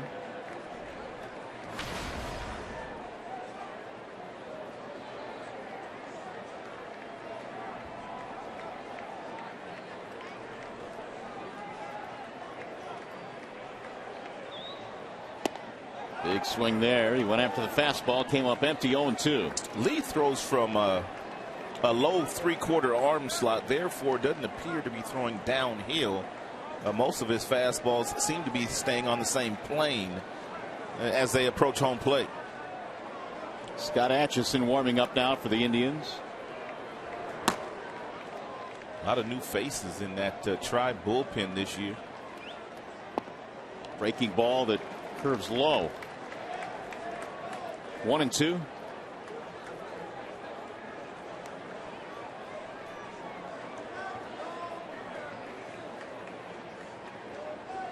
Each team now with 6 hits in this ball game, but a big 4-run 5th inning here for Detroit.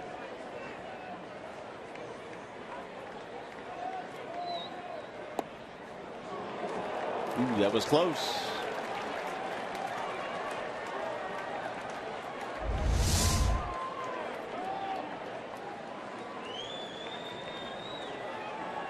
Lee was headed back to the bench, thinking he had strike 3.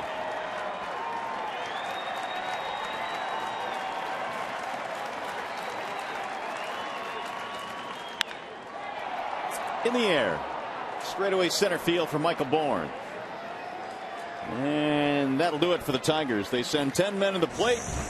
One mighty blow from Ian Kinsler. 3-run shot. Tigers have the lead.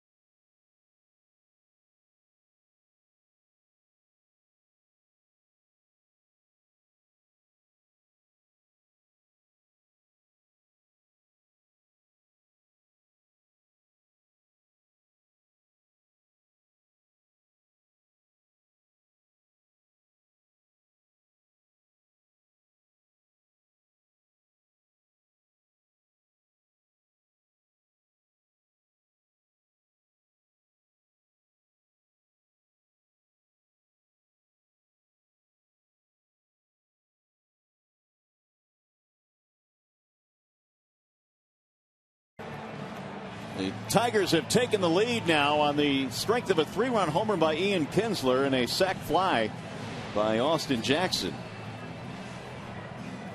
And as promised earlier in the game, we have the AT&T fan photo of the game. Tweet your photo to hashtag Detroit Fan Photo for a chance to be shown in our broadcast. Brought to you by AT&T, and here's our today's fan photo, courtesy of John Brieger. So send us your fan photos, and you just might be on an upcoming telecast. Well, that trio's got to be feeling a whole lot better about the Tigers' chances. Here's Phil Koch now to check in out of the bullpen for Detroit. This should be the perfect lineup for Phil Koch to go against. We've well documented the fact today that 8 of the 9 players that are in the starting lineup today for the Indians swing the bat left-handed. 5 left-handed bats, and they have 3 switch hitters. More than likely, Terry Francona will get Ryan Rayburn off that bench to pinch hit for Chisenhall, who is due up third in this inning, even though Chisenhall has had a nice series. So the bottom 3 facing Koch and Murphy, a single, an RBI, and a walk in this game.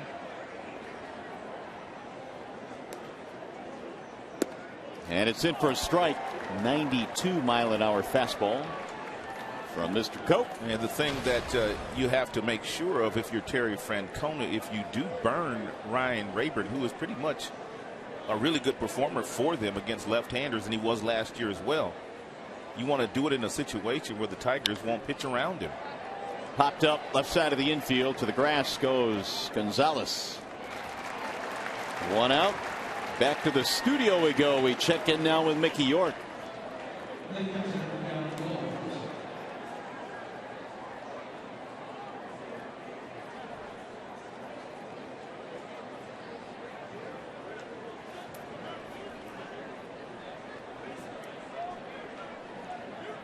Mickey, thank you. Here it is 5-3 in favor of the Tigers. Both Prince Fielder and Robinson Cano have hit their first home runs in the last couple of days, playing against one another. Prince off to a very slow start with the Rangers.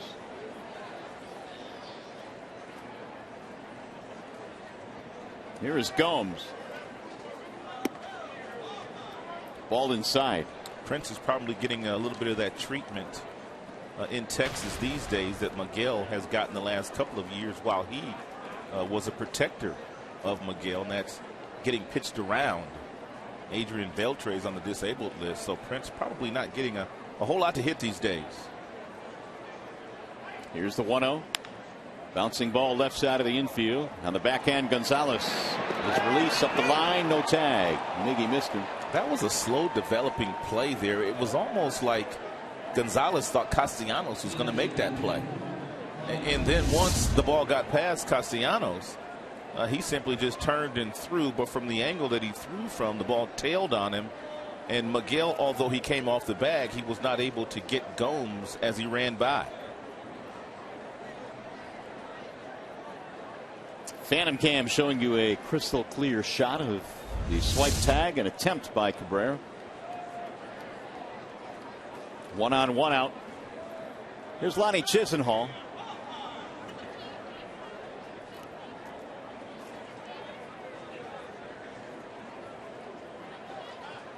Kind of surprised that Tito Francona, an Indian skipper, not using Rayburn here, but he obviously knows his team much better than I do. Well, Chisenhall is 2 for 2, couple of singles, but he is facing the lefty Koch. And Rayburn comes off that bench, as we all know, with a little bit of power. The 1-0. That last play, by the way, ruled an error, E6, which gives the Tigers 3 errors in this game now. And Rayburn led all players last year, less than 300 at bats. He hit the most home runs. He had 16 home runs and 277 at bats last year. Did Ryan Rayburn. Today's Ryan's birthday, by the way. He's 33 years old today. Happy birthday to the former Tiger. Did you get him a cake? I did not. I didn't either. Did you get him a present? I got him nothing. Zippo. Here's the 1-1. 1-2 on Chisenhall. Now, had he still been wearing the Old English D, I might have got him something. All right, I'll buy that.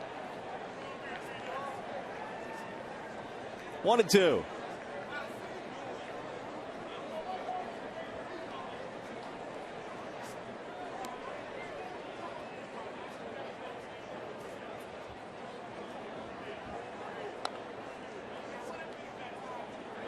Chisenhall hanging tough here against Koch, who comes out of the bullpen after Verlander went 5. And JV now the pitcher of record in terms of possibly getting a win.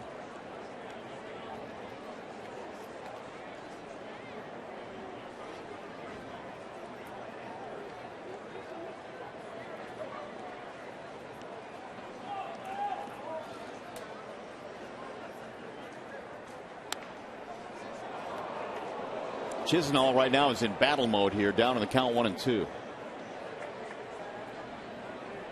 His 2 singles today now gives him 4 hits and a steal in this series.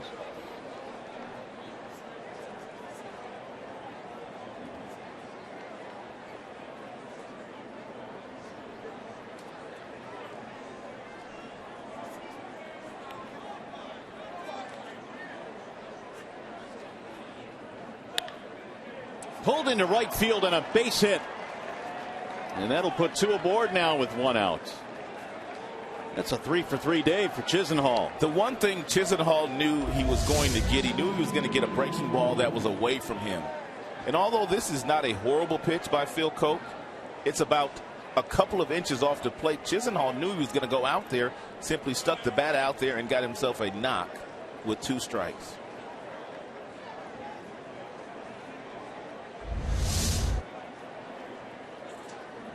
Seven hits in the game now for Cleveland, and in a 2-run game, the tying runs are aboard here in the 6th. Tigers going to have to piece the rest of this one together with the bullpen, as Verlander gave them 5 today.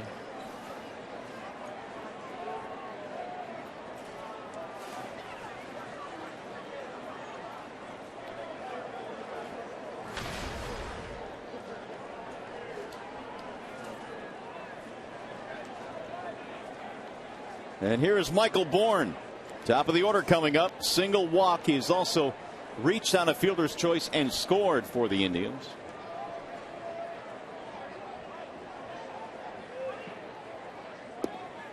Koch delivers a strike, 0-1.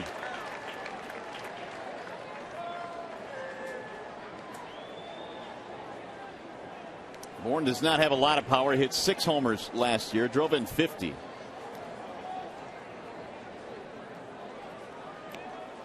Indians trying to strike back at the Tigers right after they gave up the lead.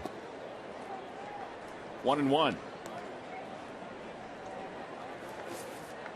Koch struggled early in spring camp, but then really turned things around toward the end, made the ball club.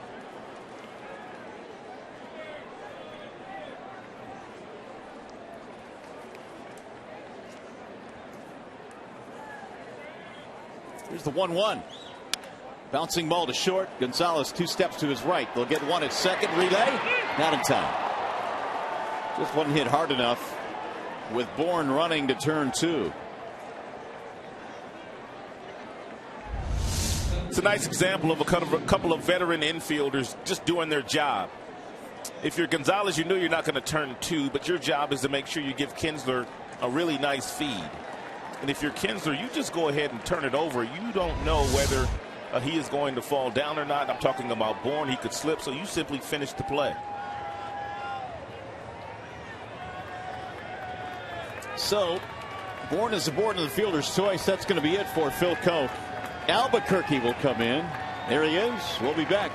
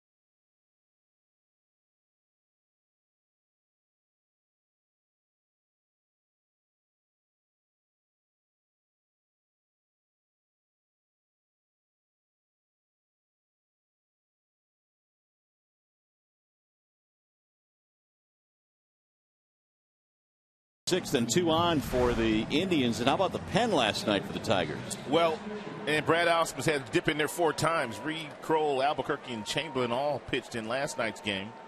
He didn't think that he would have to dip into the bullpen as much today with Verlander starting for his team. But Verlander threw 113 pitches today through 5 innings against the Tribe. Here is Al Albuquerque out of the Detroit bullpen. He's got an above-average fastball that will top out at 97, and they have encouraged him since the beginning of spring training to throw more fastballs, get ahead with that fastball, and that would get him to that legitimate swing and miss slide piece that he features. He throws it at a couple different speeds. Swisher will face him. Runner breaks from first base with no throw, and he is in safely. That's a big stolen base right there. Yeah, base hit ties this game up now. I mean, you have to be aware of that. In fact, Bourne didn't even have to slide if he didn't want to. And now Avila's going to go out to the mound.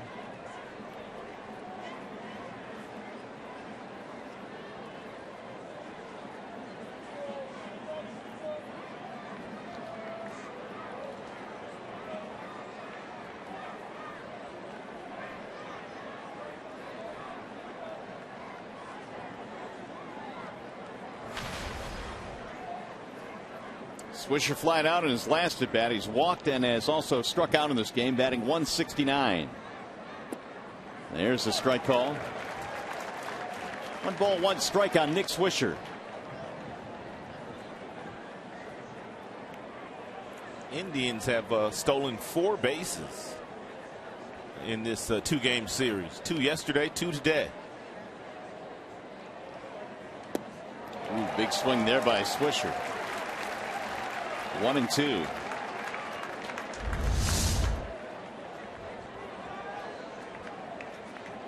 Swisher got a good slider to hit there. And wasn't the devastating slider that he's going to get right here. Now this one will be down around his back foot.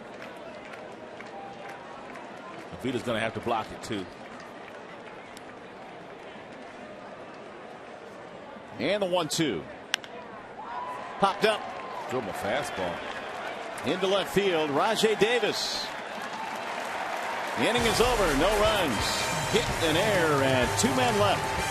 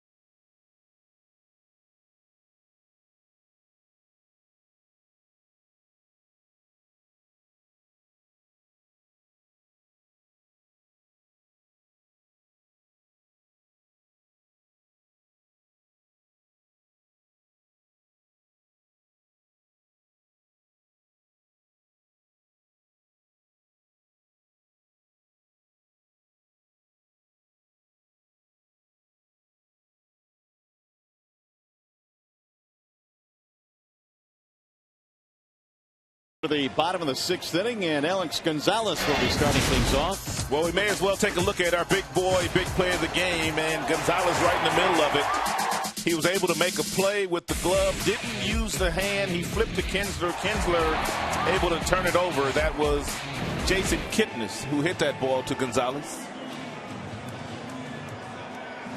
So the Tigers now will try and tack on here as we go to the bottom of the sixth. It'll be Gonzalez, Davis, and Kinsler facing Lee.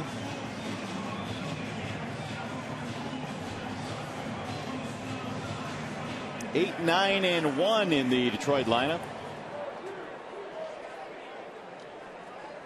Gonzalez walking a strikeout. He was part of the downfall, at least the beginning of the downfall for Salazar, who walked the first too many faced in the fifth inning, and it resulted in a 4-run fifth inning.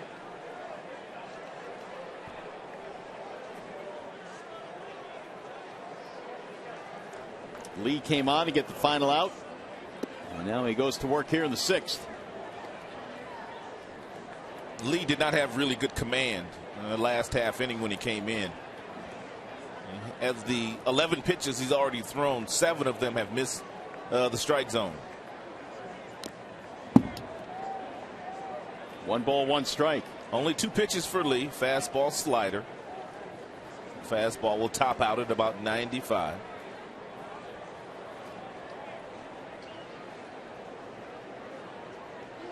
Lee is 27 years old.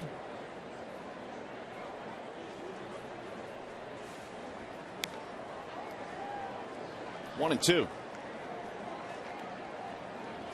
Indians signed him as a free agent back in 2008 and worked his way up through the minor league system for the Tribe.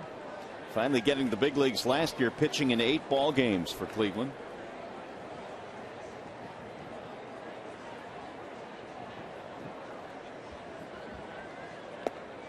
Did he hold up? Yes. Dana DeMuth down at first base. 2 and 2.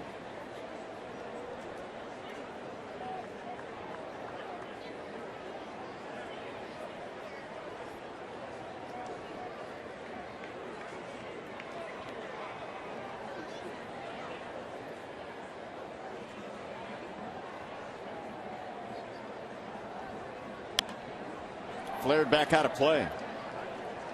Lee also pitched on the Chinese Taipei Olympic team back in 2008. And then signed in September that year by the Indians.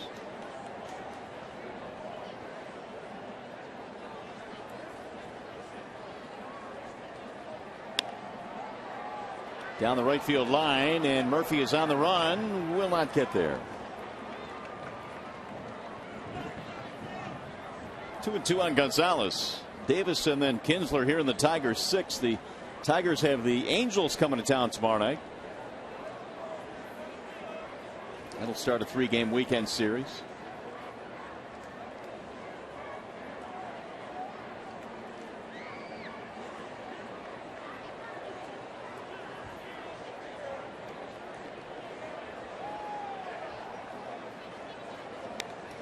Straight back. Tigers in the early going here have gone with Gonzalez and Romine from the shortstop position. Of course, they were throwing a curveball in spring camp when they learned of the injuries to Jose Iglesias in both of his shins. Yeah, they thought they were dealing with shin splints, but they were dealing with fractures. Much different. The 2-2 is fouled back out of play. Much different in severity as it turned out to be for Iglesias, who was managing the pain, but there came a point where he just wasn't able to go. And so the Tigers were forced to go out and look at some options. They got Romine from the Angels. They got Gonzalez from the Orioles. And so far they've been the tandem at short.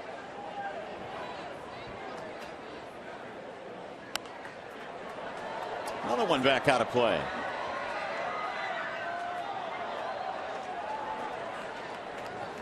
Pretty good at bat so far for Gonzalez. A 9-pitch at bat so far.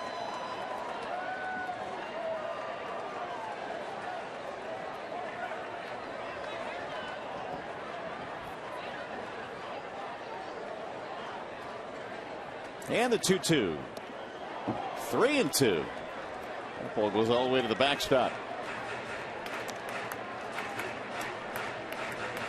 Both ball clubs had to go to the bullpen early, although it didn't look like Salazar was going to need much help. He had thrown just 47 pitches after 4 innings, but then the wheels fell off in the 5th. And he threw 35 pitches in that inning. In the air toward left field. Brantley started back, now comes in. 1 out of the 6th inning. Well, you can have your party in the comfort of a Comerica Park Suites in April. Enjoy the April Suite Deal, which includes tickets, food, parking, all for a special discounted price. Call 313-471-BALL or visit tigers.com. That looks like a bunch of high school buddies or college buddies that have gotten back together. Could be. They're really having a blast. They left the girls at home. 1 out. Here's Davis.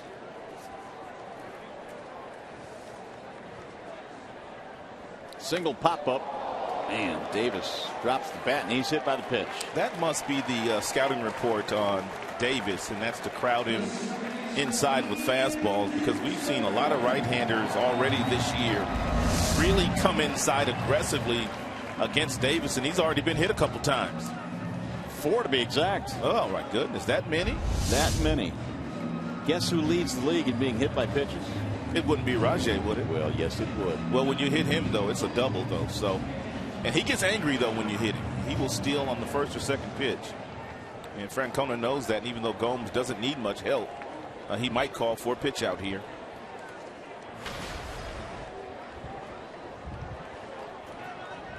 Here's Ian Kinsler. So we'll see if Rajay is indeed on the move. He's got a nice, healthy lead at first base. Draws a throw, and it gets away from Swisher. That's what speed will do. He may end up at third. He will. There he goes. Swisher's throw. Forget about it. It is an element of this game that you just can't teach, and that's blazing speed. And Rajay Davis has that. CC Lee, the pitcher on the mound, knows he has a healthy lead, so he tries to pick him off. An errant throw, can't get any help from Swisher, and now it is Davis off to the races.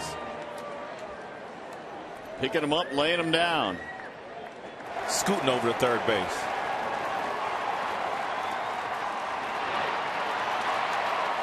With that oven mitt on his left hand. That's exactly what it looks like. Pulling something out of the oven. He's pulling out a casserole. Infield in now. Ball high to Kinsler. So that'll be the first error of the game for the Indians. An error on the pitcher.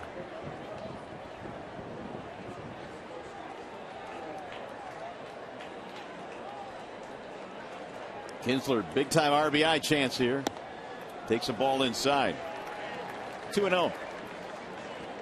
So Lee's command issues continue. Torrey waiting on deck.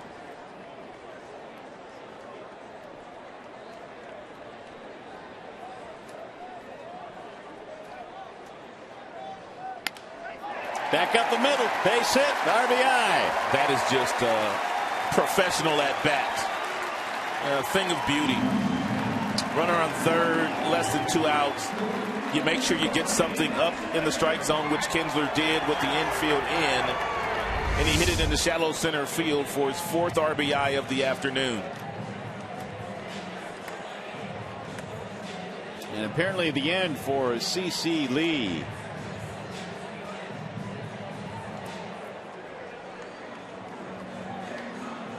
Eight RBIs on the year now for Kinsler. Lee departs. We shall step aside.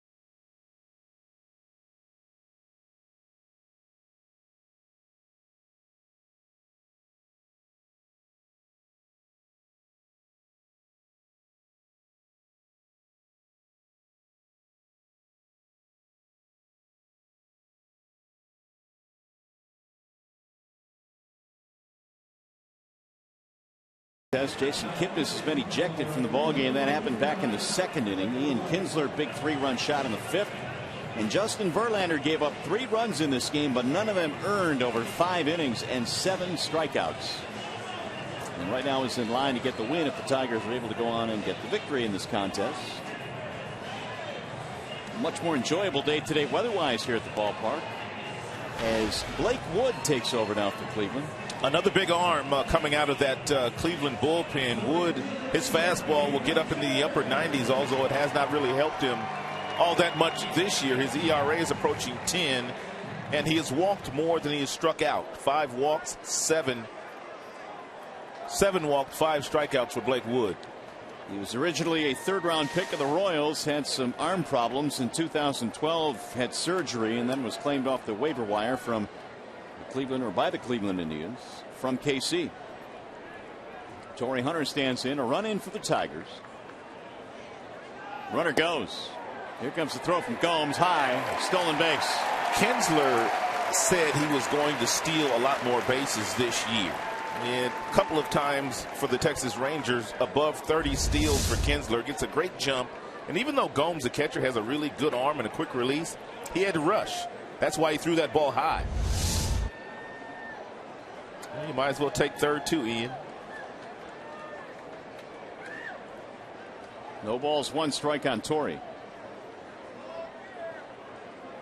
There he goes. Here comes the throw. Oh, they're waiting for him this time. He's out. Wow, look at that throw by Gomes. Let me see that. That's why they tell you when you're on second base, you have to get a secondary lead. You have to get some momentum carrying you toward third base. Look at Kinsler. See, he goes from a standstill position.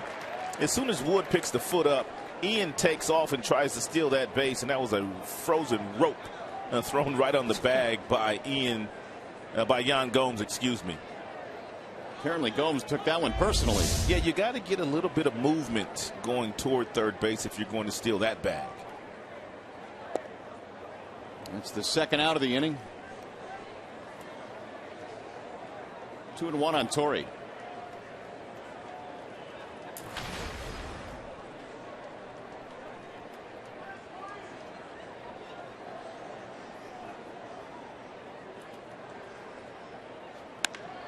Drilled to center field. Bourne on the run, still going. And that'll end the inning. Tigers get another run, though. We go to the 7th.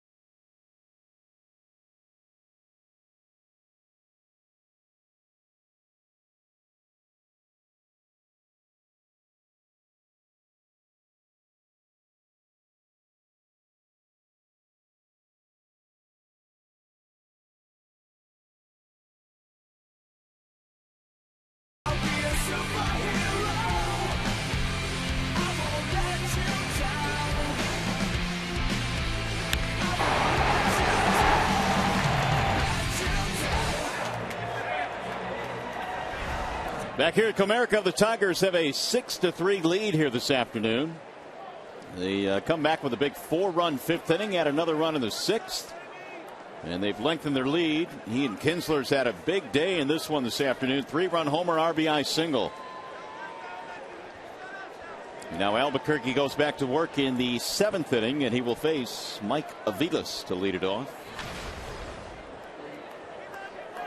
Aviles, Santana, Brantley. Verlander went 5. Phil Koch came on to pitch in the 6th. Albuquerque got the final out of the 6th inning.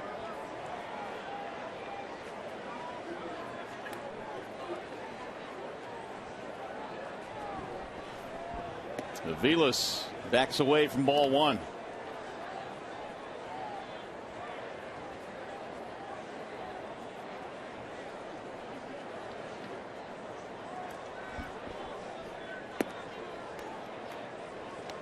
Two balls and no strikes. More action in the Tigers bullpen. Ian Kroll has done fine work so far this year. And so now Al has gone to 3-0 on Aviles.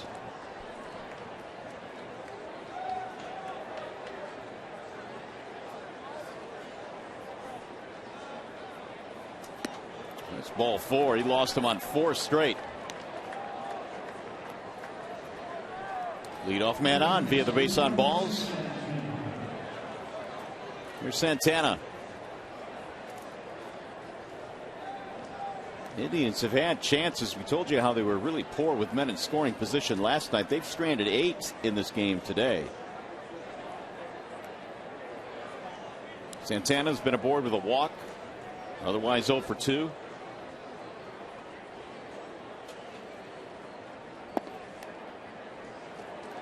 And so he misses again. That's 5 straight balls here for Albuquerque to start this inning.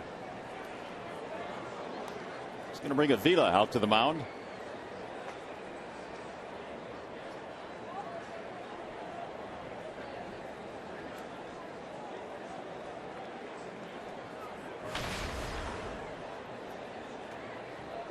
.163 for Carlos Santana. It's been a slow go here in the early going.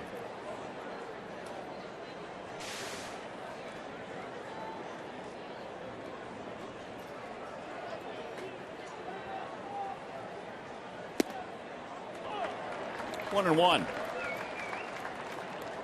Santana last year hit 20 home runs for the Indians, but the start of this season basically a continuation of spring camp when he hit just 186. Indians got nice contributions from a lot of guys in their lineup last year. Runner goes, and no throw by Avila. Diving in is Aviles. They had 9 players with 10 or more home runs last year. That's the 5th stolen base of the series for the Tribe. And most of them have been uncontested. They're acting like they're the Kansas City Royals today.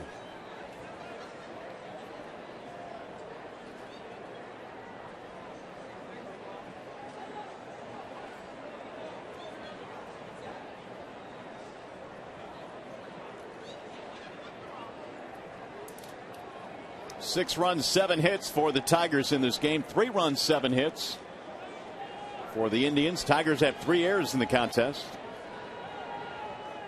There's the 2-1. Driven down the right field line. Hooking though.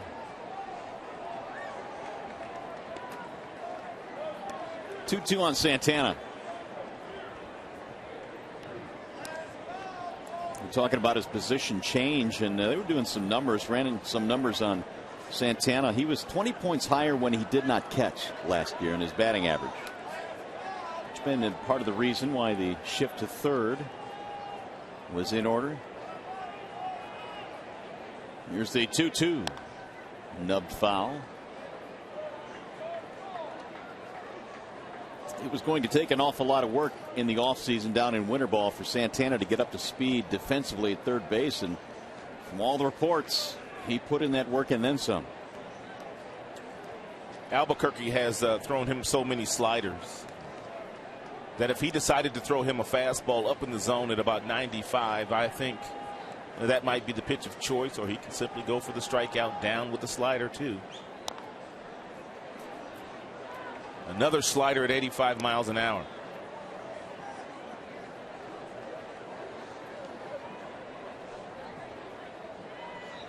2-2 on Santana. Runner aboard at second base. Tigers lead by 3. They got an extra run in the 6th inning.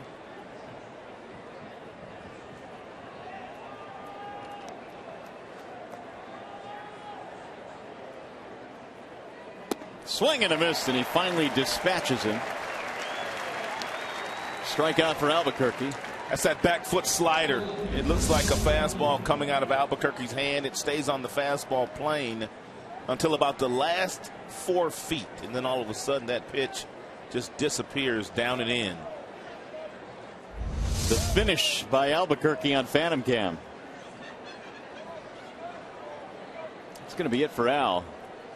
So he will face 3 batters in this game.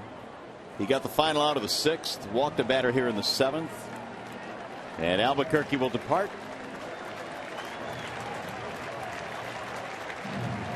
Ian Kroll comes trotting in. They have Michael Brantley next. So Brad Ausmus goes back to the bullpen.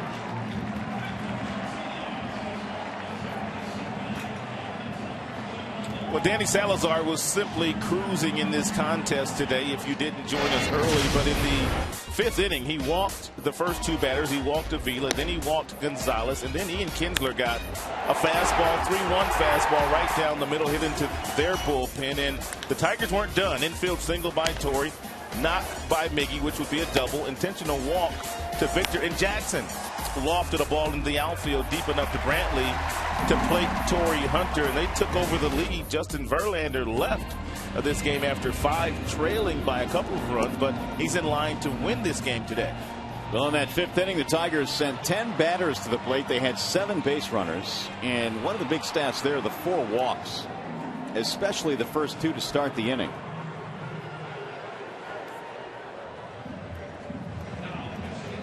So with Albuquerque out of the game, Ian Kroll will take over. And as he warms up, we tell you, Saturday MLB on Fox Sports 1 is back with a doubleheader as Mike Trout and the Angels take on reigning AL MVP Miguel Cabrera and the Tigers. Then the Diamondbacks square off against the Dodgers. Action starts at 12:30 Eastern on Fox Sports 1 and streaming live on Fox Sports Go.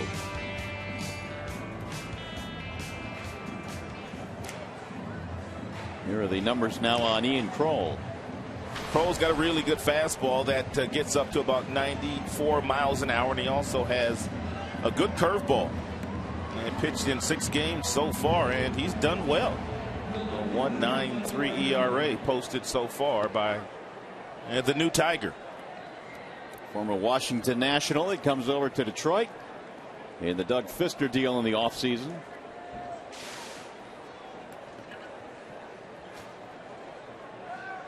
So here's Michael Brantley now.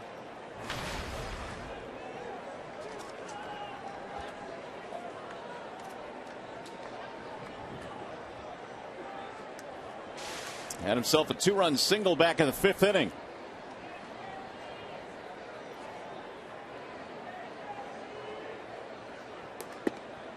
In there for a strike.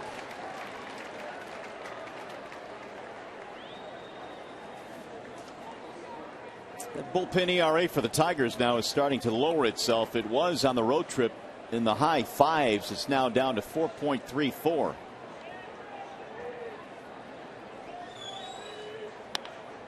Fly ball right field, hit pretty well. Hunter going back to the track, to the wall. He looks up, and that ball is going to carry out. It's gone. What a swing there by Michael Brantley, who went down and got himself a 75-mile-per-hour fastball and simply golfed it out of here.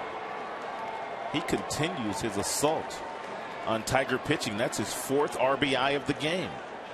2-run single in the 5th, 2-run homer here in the 7th. A little lollipop curveball flipped up there, sitting on a tee for Brantley, and he ripped it.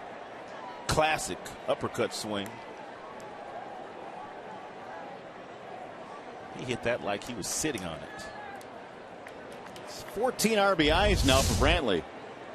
So the lefty-lefty matchup didn't work for the Tigers, and all of a sudden it's a 1-run game. Here's Cabrera. Strike 1. Second home run now that Ian Kroll has given up this year.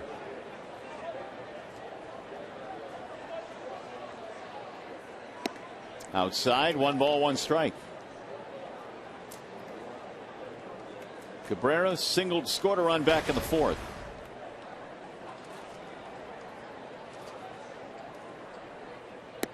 Way outside.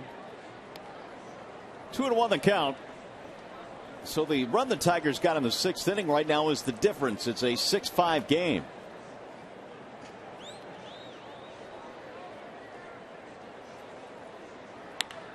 Driven deep into left field, way back, and that ball is gone. No, it's foul. Oh, right down the line and foul. That almost tied it up.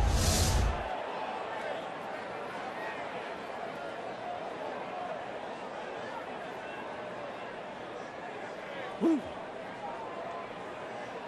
And he was trying to will it fair, but he just couldn't quite do it. 2-2. Dodged one there.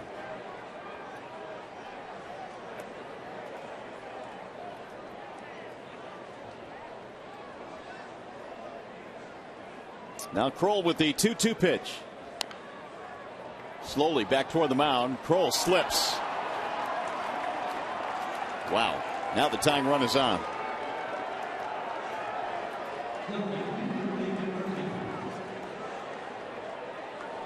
Another hit for the Indians, another hit for Cabrera.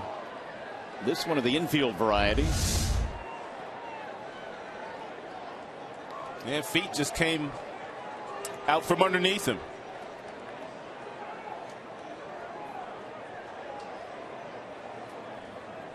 It's going to bring Jeff Jones out.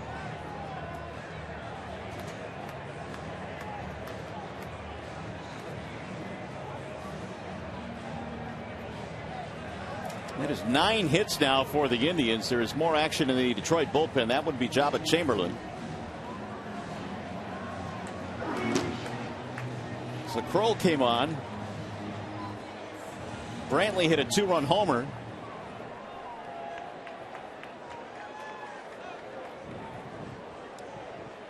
Now another left-handed batter, and that'll be Murphy.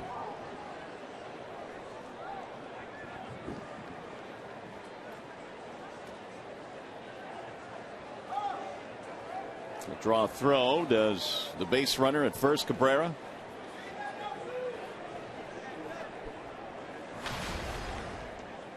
Well, if these 2 games here are any indication of what this season series is going to be like, it'll be awfully entertaining.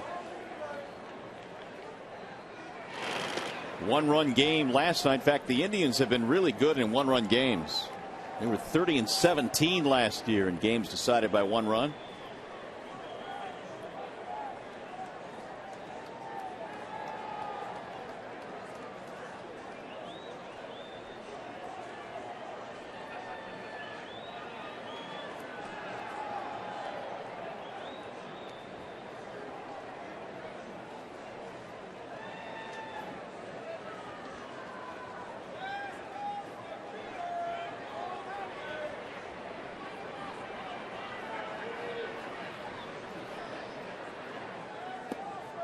Strike called. 1-1 on David Murphy. He singled in a run back in the 4th. He's also walked in this game. Murphy had a walk in the opener yesterday. He's only faced Kroll a couple of times. 0 for 2 career against him.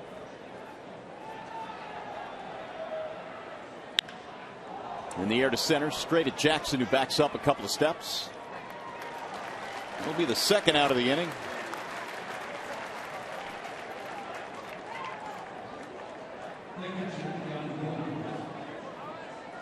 And it looks like we'll get another pitching change with Yan Gomes coming in, right-handed batter. So Brad going right back to the bullpen. He wants the righty Jabba Chamberlain to come in to face him.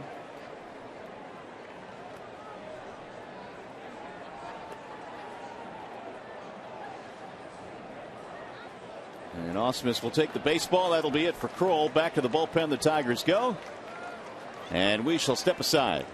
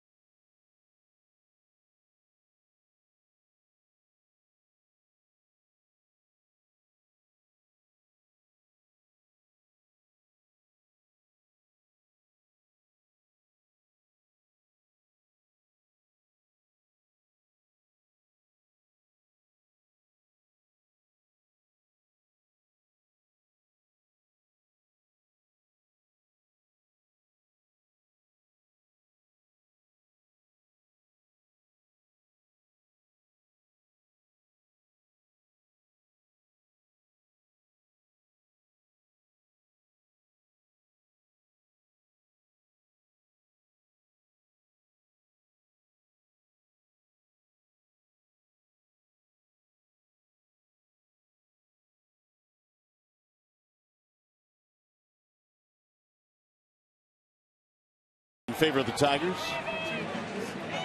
And the Tigers have gone right back to the bullpen. Jabba Chamberlain now will come in, try and get the final out here in the 7th. And Jabba's already been in 5 games for his new squad. He's logged 4 innings. The ERA sits at 6.75. Fastball, slider, curve, changeup for Jabba. Fastball tops out, I should say, at about 95, 96 miles an hour. So the Tigers, again, one day before Drew Smyly is going to make his first start tomorrow, really going deep into their bullpen today. They've gone with Koch, Albuquerque, Kroll, and now Jabba. Jabba's going to have to make sure that he pays close attention to Asdrubal Cabrera, who was standing on first base. The Cleveland Indians have already stolen 5 bases in this series. They have 3 today, and Cabrera will be trying to get himself down in the scoring position.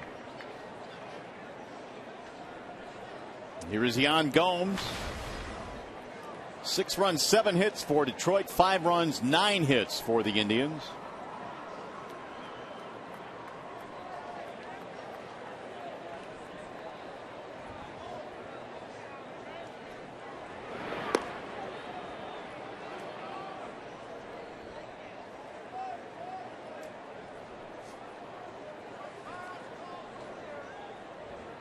Chamberlain came on in the 9th inning of last night's game, gave up a single, but got a line double play and faced only 3 batters. Sandy Alomar Jr., the first base coach for the Tribe, has a stopwatch in his hand. Not only is he timing how long it takes for Jabba to get the ball to the catcher, he's also timing how quick his move is, and therefore he is relaying that to Cabrera, the base runner, as to whether he can steal a bag or not. You know, we talk a lot now these days about Yan Gomes and how good he is behind that plate for the Tribe, but back in the mid-90s, it was Sandy Alomar Jr. He was one of the best catchers in baseball. And his brother, Robbie. Oh, what a second baseman. Maybe the best I've seen of that position. He was Robbie. sweet. Switch hitter with power. Hit 300. Won Gold Gloves. He was a great player. 1 strike on Yan Gomes.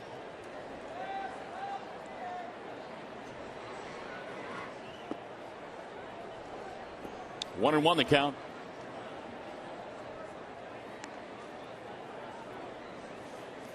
Chamberlain, the former New York Yankee, signed by the Tigers in the offseason.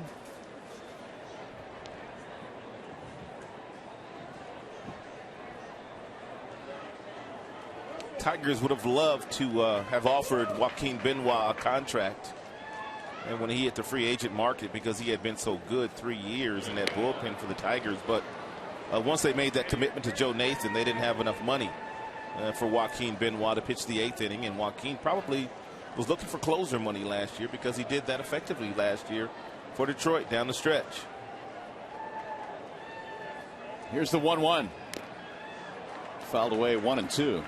Well, Brad Ausmus identified Chamberlain really as a key part of the bullpen this year. If he can get back to some of the work that he had put together earlier in his career prior to the elbow surgery, and velocity continues to climb. The slider that he's shown this year has been really good. That could really go a long way towards settling the Tigers' pen.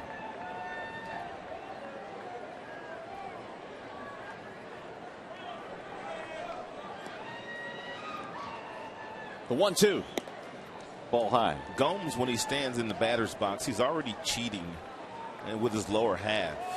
And what I mean by that is the front leg is ever so slightly open, which opens up the hips.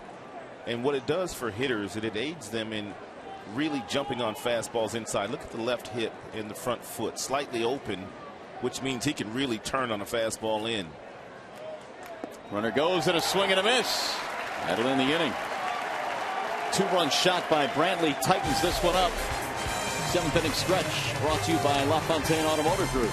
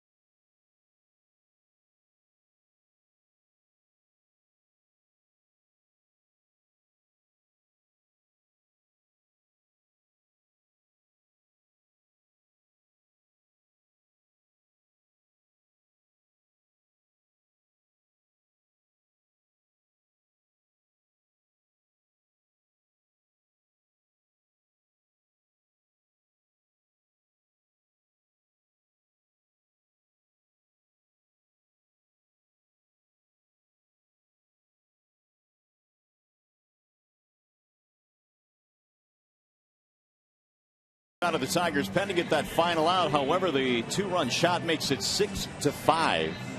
Tiger lead now back down to 1 in what has been a seesaw game here this afternoon. We've got a new pitcher now for the Cleveland Indians as they go right back to their bullpen. Brian Shaw comes in. And Tiger saw Shaw in last night's game. He pitched 1 inning, gave up 1 hit, and did not give up any runs. He features a cutter that goes anywhere from 88 to 92 miles an hour, and he's got some really good movement with that cutter, also a slider and a changeup thrown by Shaw. So the Tigers now trying to rebuild this lead, and they've got Miguel Cabrera standing in to start things off in the bottom of the 7th.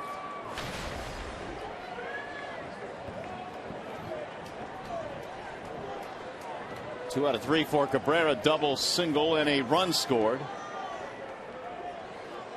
And now 3 hits in the series. He's had a couple of RBIs as well. He'll get back toward the seats, first base side. 0-1 on Miggy. Tigers today have been out hit 9-7, but they lead by 1. There's something you don't see a whole lot of. Busy scorecard. People just don't keep score much anymore at the ballpark.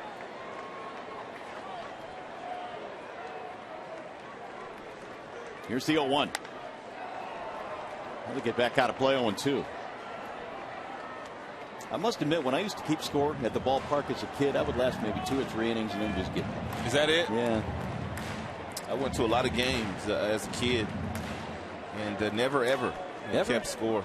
I didn't keep score until I became a broadcaster. Wow. Here's the 0-2. Ball high, 1-2 on Cabrera. When I was an instructor in the minor leagues before getting the broadcasting opportunity, I kept a lot of data as far as what the hitters would do in certain situations, but never really kept score. Here's the 1-2. Drilled right center field. Bourne cruising over. Man, he ran a long way to get to that ball. He has a really nice first step in the outfield. And this ball goes up in the straightaway center field, and Michael Bourne looked like he took a double away from Cabrera. But one thing about Cabrera, he is starting to heat up, and Terry Francona said as much in his office today. He talked about the fact that he's hoping that they can get out of town here today while Miggy is still somewhat cool. So Cabrera gave it a ride, but Bourne runs it down, and now Victor Martinez will stand in.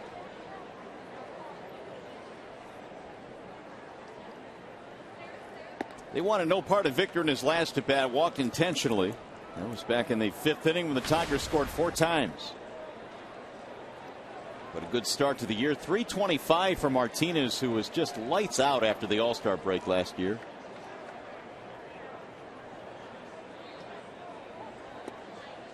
Victor began his career with the Cleveland Indians, had some really good seasons, hit 303 times as a member of the tribe.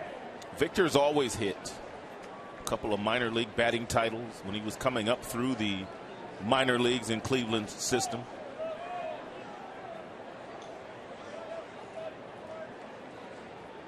And Victor does something that's not the easiest to do, and that's maintain a consistent swing from both sides of the plate.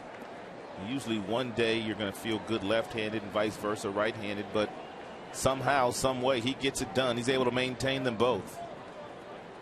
And we told you that the Indians have quite a few switch hitters on their squad, which means their hitting and coach Ty Van Berkeley has to put in quite a bit of work with guys like Swisher, Santana, and Cabrera, and maintaining both sides of their swings.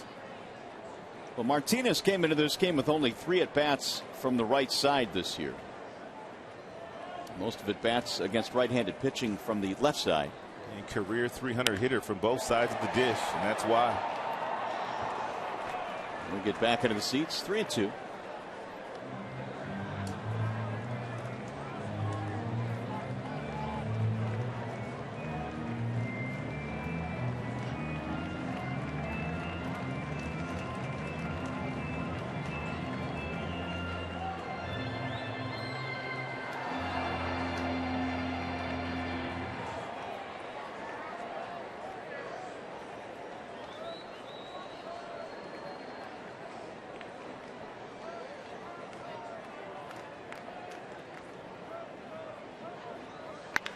Ground ball sharply into short right field where it's fielded there, and they're going to throw him out.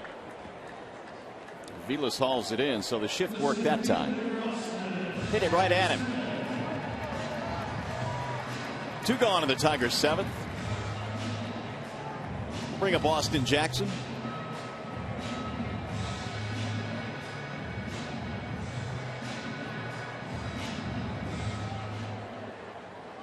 Two RBIs today. Jackson with a pair of sacrifice flies, and AJ now has knocked in 6 this year.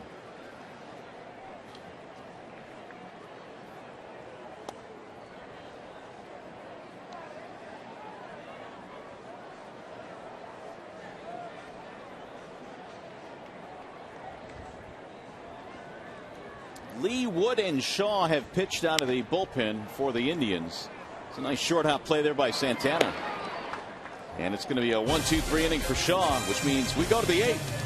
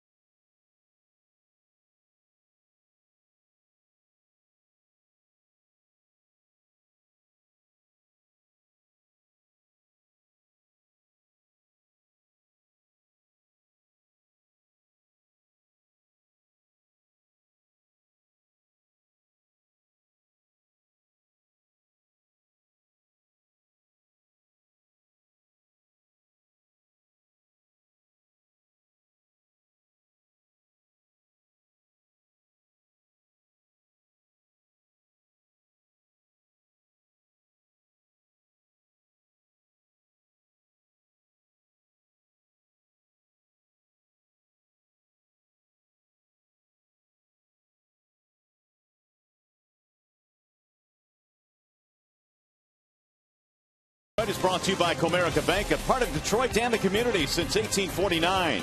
Your Metro Detroit Chevy dealers. Visit ChevyDetroit.com to see why Chevy drives the Motor City. And by Wallside Windows, the official window company of Fox Sports Detroit. Beautiful day for baseball here in the Motor City. The Tigers right now clinging to a 1-run lead as we go to the 8th inning. It is 6-5 in favor of the Tigers. Jabba Chamberlain back to the hill. The 1-2-3 inning that Shaw got in the 7th inning was the first by either team since the 2nd. We've had a lot of base runners in this ball game, and it's been back and forth. Tigers hoping to gain a split before the Angels come to town tomorrow evening. It's going to be Smiley and Jared Weaver to open up that series. Got a night game and a pair of day games. Here come the Indians now in the 8th. Chisenhall's had a big day, 3 for 3, all singles, and his average on the season now is up to 500. He is now 5 for 7 in this series, plus a steal.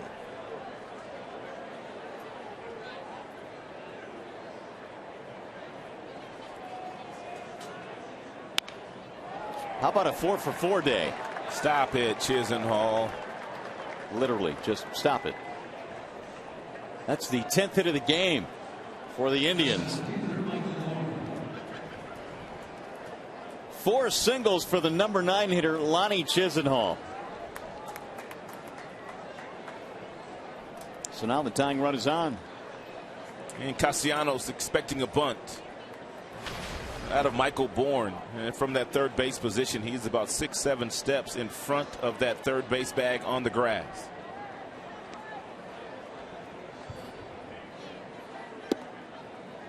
Ball 1. Bourne's been on base 4 times, single walk twice on a fielder's choice. Castellanos creeping in at third.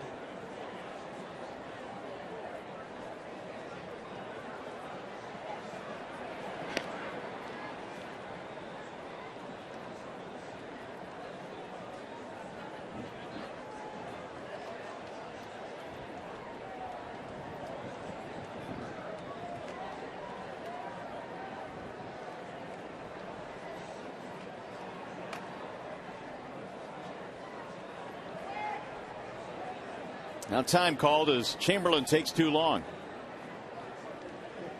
6 runs on 7 Tigers hits, 5 runs on 10 Indians hits.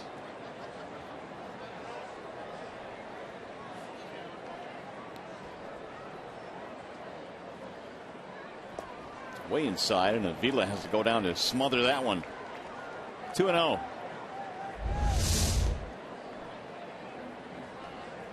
And good block by Avila, and getting the body over in front of that ball.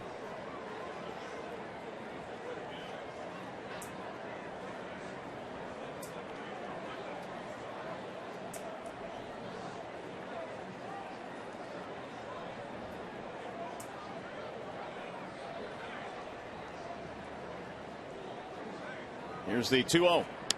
Bouncing ball right side. Kinsler has it. Fires to second one. No chance at a double play. And again, Bourne is on via a fielder's choice. On base 5 times in this game. 1 on, 1 out. If you're Jabba, you have to do everything possible here to give Avila enough time to throw Bourne out if Bourne is going to try to steal second base with Jabba Chamberlain on the mound.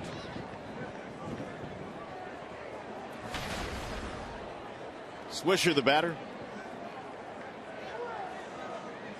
Only time he was on base was after a walk in the third. Indians want to try and get that tying run into scoring position. They're down 6-5.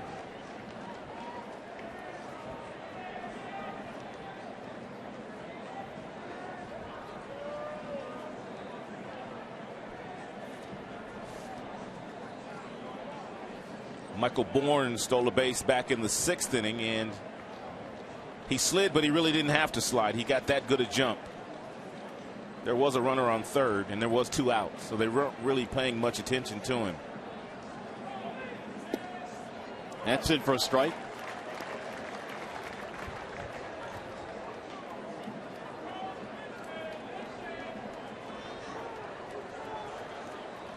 Not a whole lot of history between these two. Chamberlain has faced Swisher twice. 0 for 2 against him.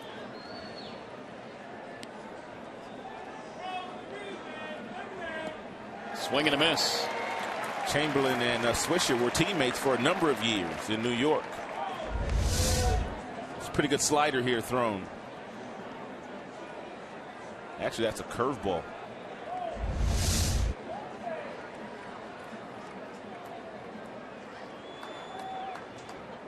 Swisher has been held hitless in the series, 0 for 6. Chamberlain would like to keep it that way with Bourne at first.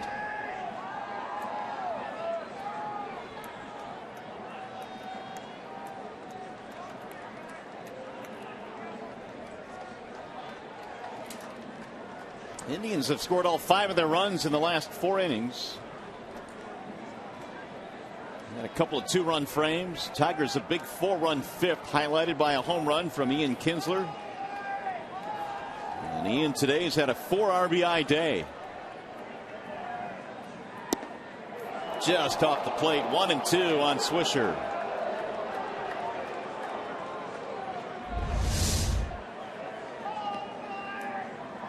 Did not miss by much.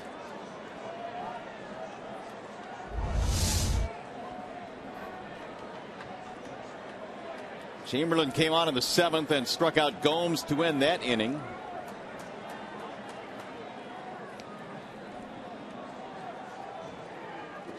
Tried to hold up, but he went around, says home plate umpire Lance Barrett. Yes, he did, he said. 2 outs. Second strikeout now for Chamberlain. He threw Nick Swisher some good breaking balls. The last one at 81 miles an hour. Nice block also by Avila, not allowing that ball to get past him and allowing Bourne to get down to second. So here's Mike Aviles now with 2 outs.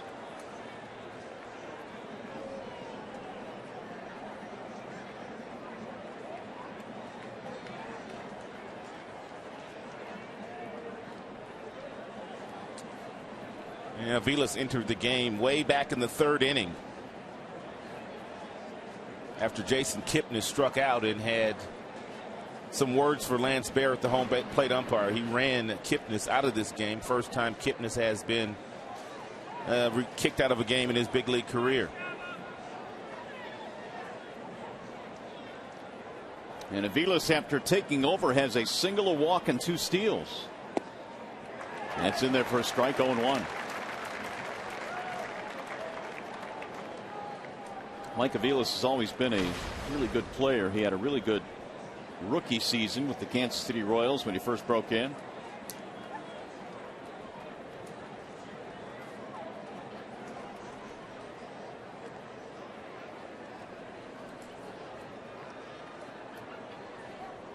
That was back in 2008. Hit .325. 10 home runs that year. Strong season last year as well for the Indians in his first year with Cleveland's. Also played with Boston. Runner goes, swing and a miss. Aviles throw. Tag, got him. Bourne caught stealing. Inning over for the Indians. We'll go to the bottom of the 8th. Tigers still lead by 1.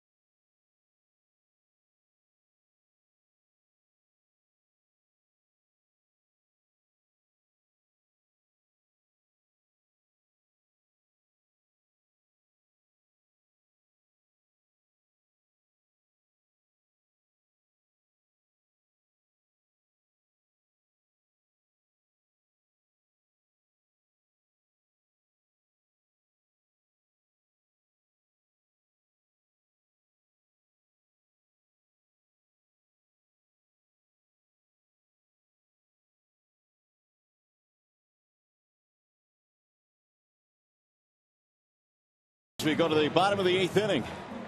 Let's take a peek at our Bell Tire pitch by pitch. Let's go back to the top half of the 7th inning. It's a pitch by pitch. Jabba Chamberlain strikes out Yan Gomes to end the inning.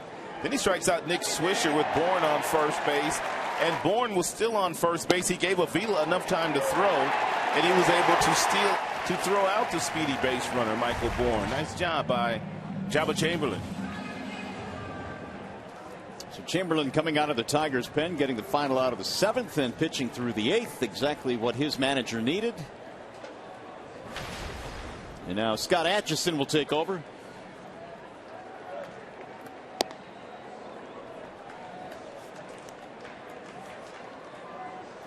Castellanos the first man to face him. 6-5 ball game. Tigers holding on to a 1-run lead in the bottom of the 8th. 1 ball and 1 strike.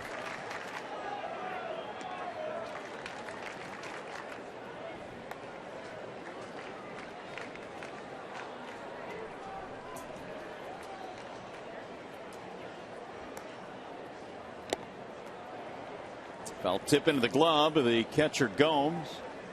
1-2. Castellanos in this game. Couple of fly balls. He's also walked.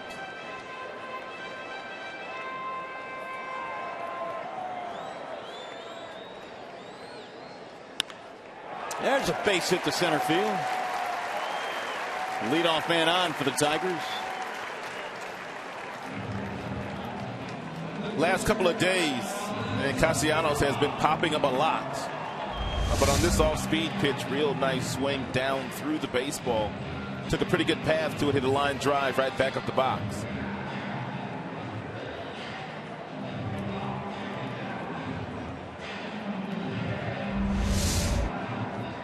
Another hit on the board for the Tigers. Joe Nathan, meanwhile, beginning to heat up in the Detroit bullpen.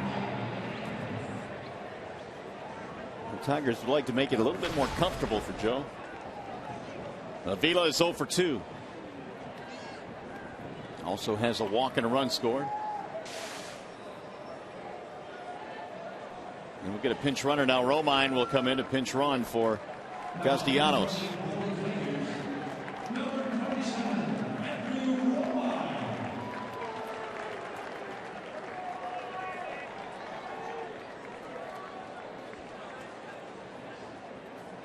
So an important run down there at first base, and Brad Ausmus wants more speed down at the bag. Tigers have an insurance runner aboard, and Avila looks at ball one. It's something we have not seen Brad do a lot of this year, not nearly as much as Leland did it. That's put on a hit and run. Great count to do it in, though.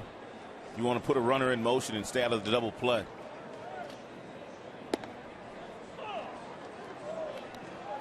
One ball, one strike.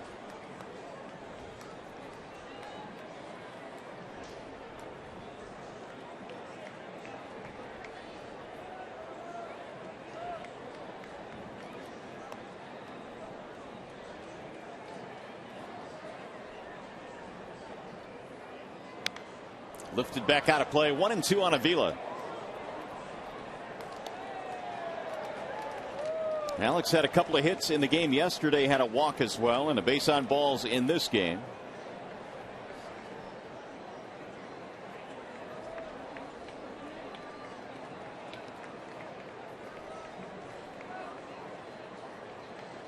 Tigers have been out hit by 2, but the Indians have stranded 9 runners in this contest.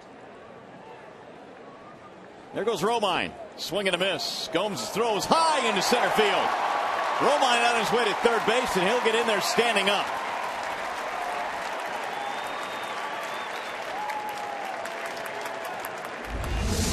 Good jump by Romine. Therefore, Gomes had to rush, threw the ball high.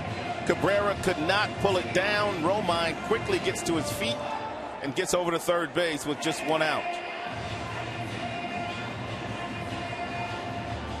Stolen base, E2, and he knew it immediately. So with 1 out, here is Alex Gonzalez to try and deliver an insurance run. Infield coming in. Walk and a run scored for Gonzalez. Pitch out, but nothing on for the Tigers. Tigers haven't put on a squeeze play yet this year under their new manager, Brad Ausmus, but Terry Francona, the manager on the other side, thought that possibly something could be on.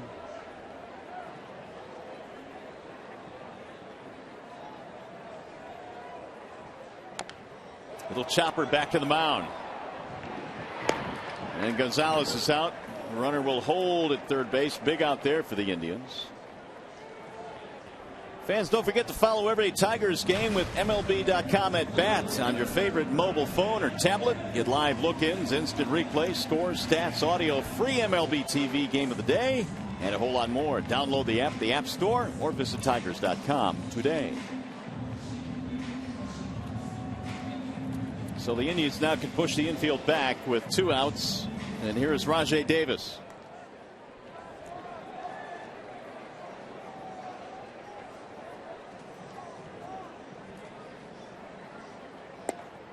Strike 1. We've had 5 errors in this game today, 3 by the Tigers and 2 for the Indians. Romine represents the insurance run down there at third. Outside, 1-1.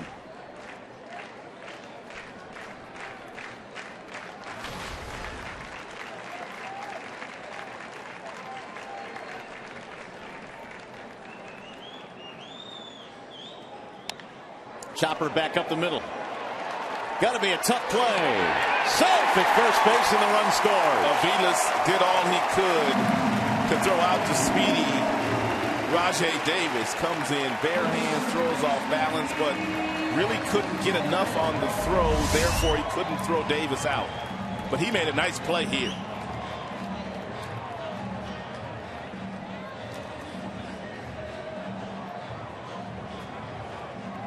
Jerry Francona coming out.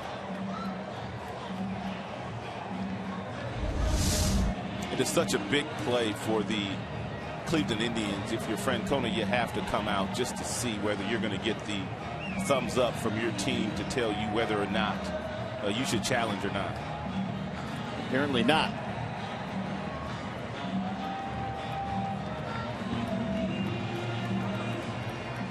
Well, that's a big run for the Tigers. They now lead by 2, 7-5.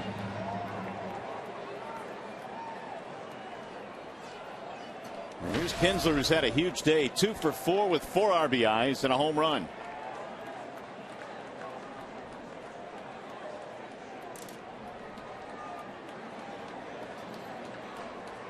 Davis has a huge lead over at first base.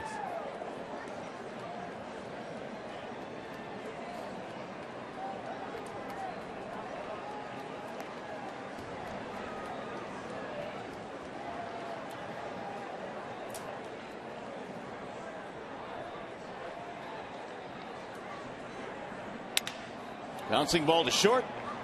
And that'll get him out of the inning to get the force at second. Tigers get a huge run, though. We go to the ninth. 7-5 Detroit.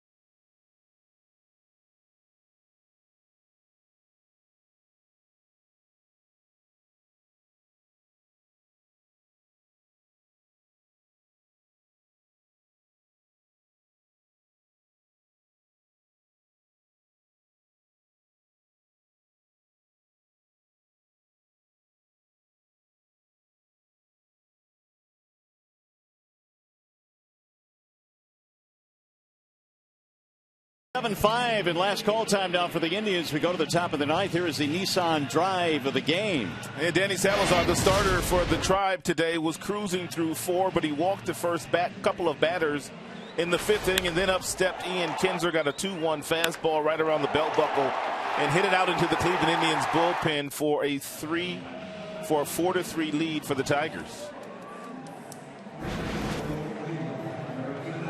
Big day for Kinsler. Hopefully it'll hold up for the Tigers. And the Tigers now go to the closer. Joe Nathan comes in.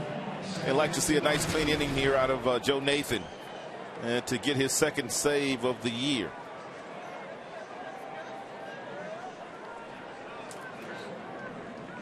He will face Mike Aviles to start it off here in the ninth inning. Aviles, Santana, Brantley due up.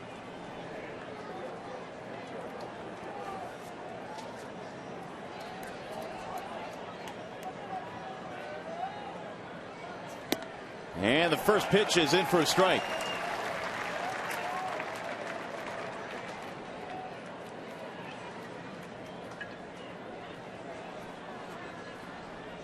Everybody out of the Tiger bullpen is pitched today with the exception of Evan Reed and Luke Peconin. Defensive changes. Alex Gonzalez moving from short to third, and Romine stays in the game to play shortstop. It's back-to-back days where and Brad Ausmus has had to dip into his bullpen quite a bit. 5 innings pitched by starter Anibal Sanchez last night. Verlander also pitched just 5 innings today. And with Smiley going tomorrow, not sure how long he can go. It's his first start of the year. They do have a couple of guys in Peconin and Reed that can back him up with multiple innings. Assuming, obviously, if they don't have to come into this game, and that's the hope. And that is popped up. First base side for Miggy. 1 out.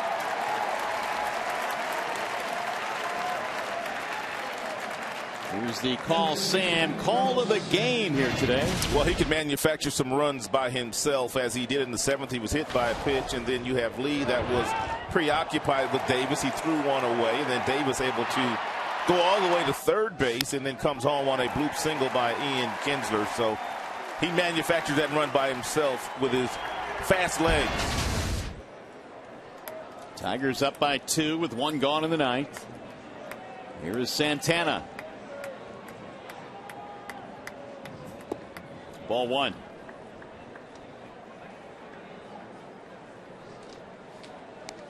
A couple of strikeouts in this game for Santana. He's also walked and grounded out.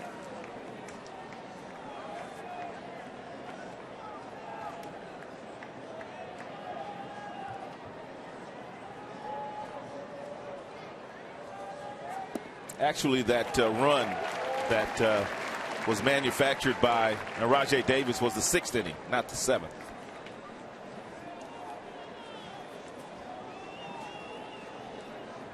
Davis on base 3 times today for the Tigers out of the 9th spot in their lineup. He was quite the catalyst on this just completed West Coast road trip was Davis. He was leading off in all 5 of those games, but he's continued to be a catalyst in that 9th spot here on the first 2 home games. 2-1 on Santana. Strike call. 2-2.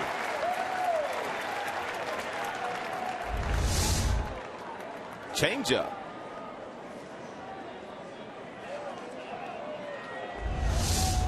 Actually, that was a fastball there at 92.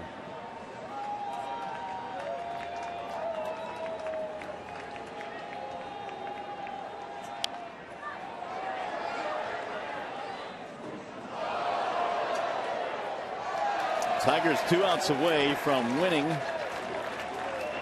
their 7th game of the year.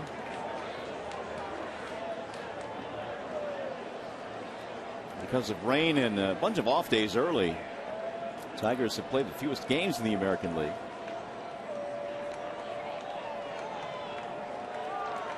Two balls, 2 strikes on Carlos Santana.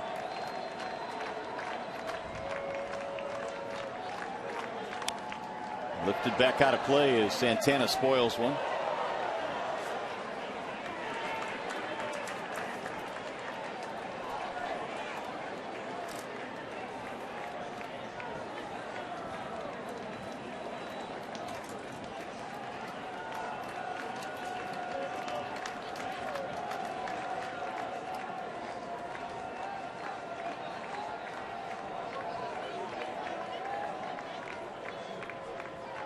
And again, they're 2-2.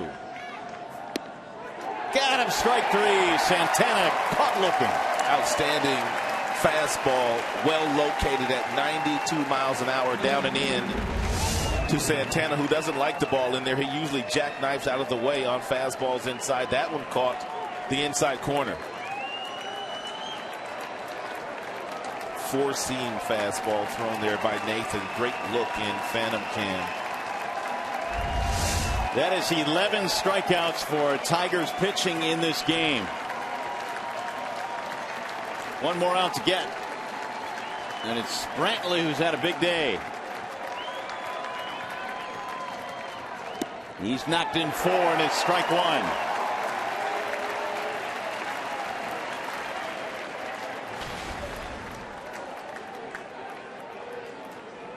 He's got 14 RBIs already this year. Trying to keep it going here for Cleveland. The 0-1. Strike call, 0-2. We're down to 1 strike.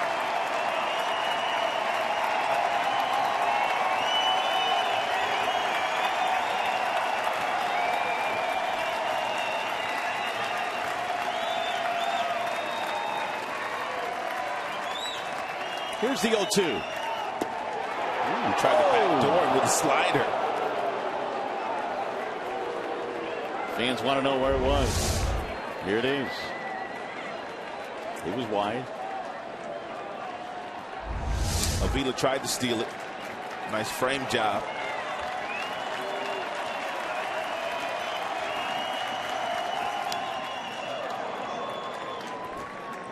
Two-run shot by Brantley in the 7th inning, tightened it up to 6-5. Tigers got a run in the 8th to make it 7-5.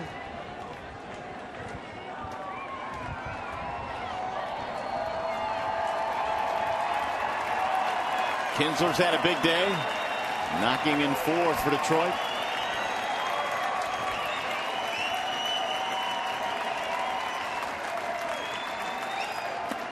Ball high.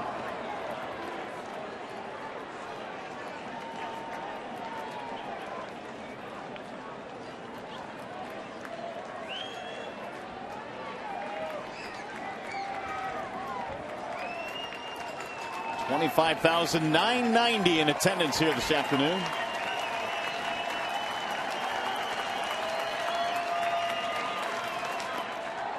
Low and away. Now it's 3-2 on Brantley. They need a base runner to bring the tying run to the plate.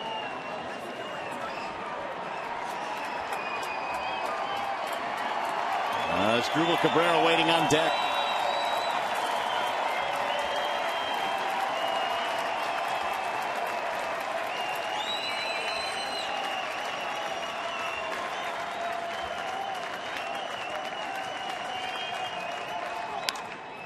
Slice to left field. Rajai Davis is there. Ball game. The Tigers win today. Wasn't the prettiest game this afternoon, but they'll take this win for sure. Well, the Tigers survived 3 errors in this contest. They went deep into the bullpen, but in the end they win. Tigers hold on for the win. They split the 2-game series. There's your final. We'll be back.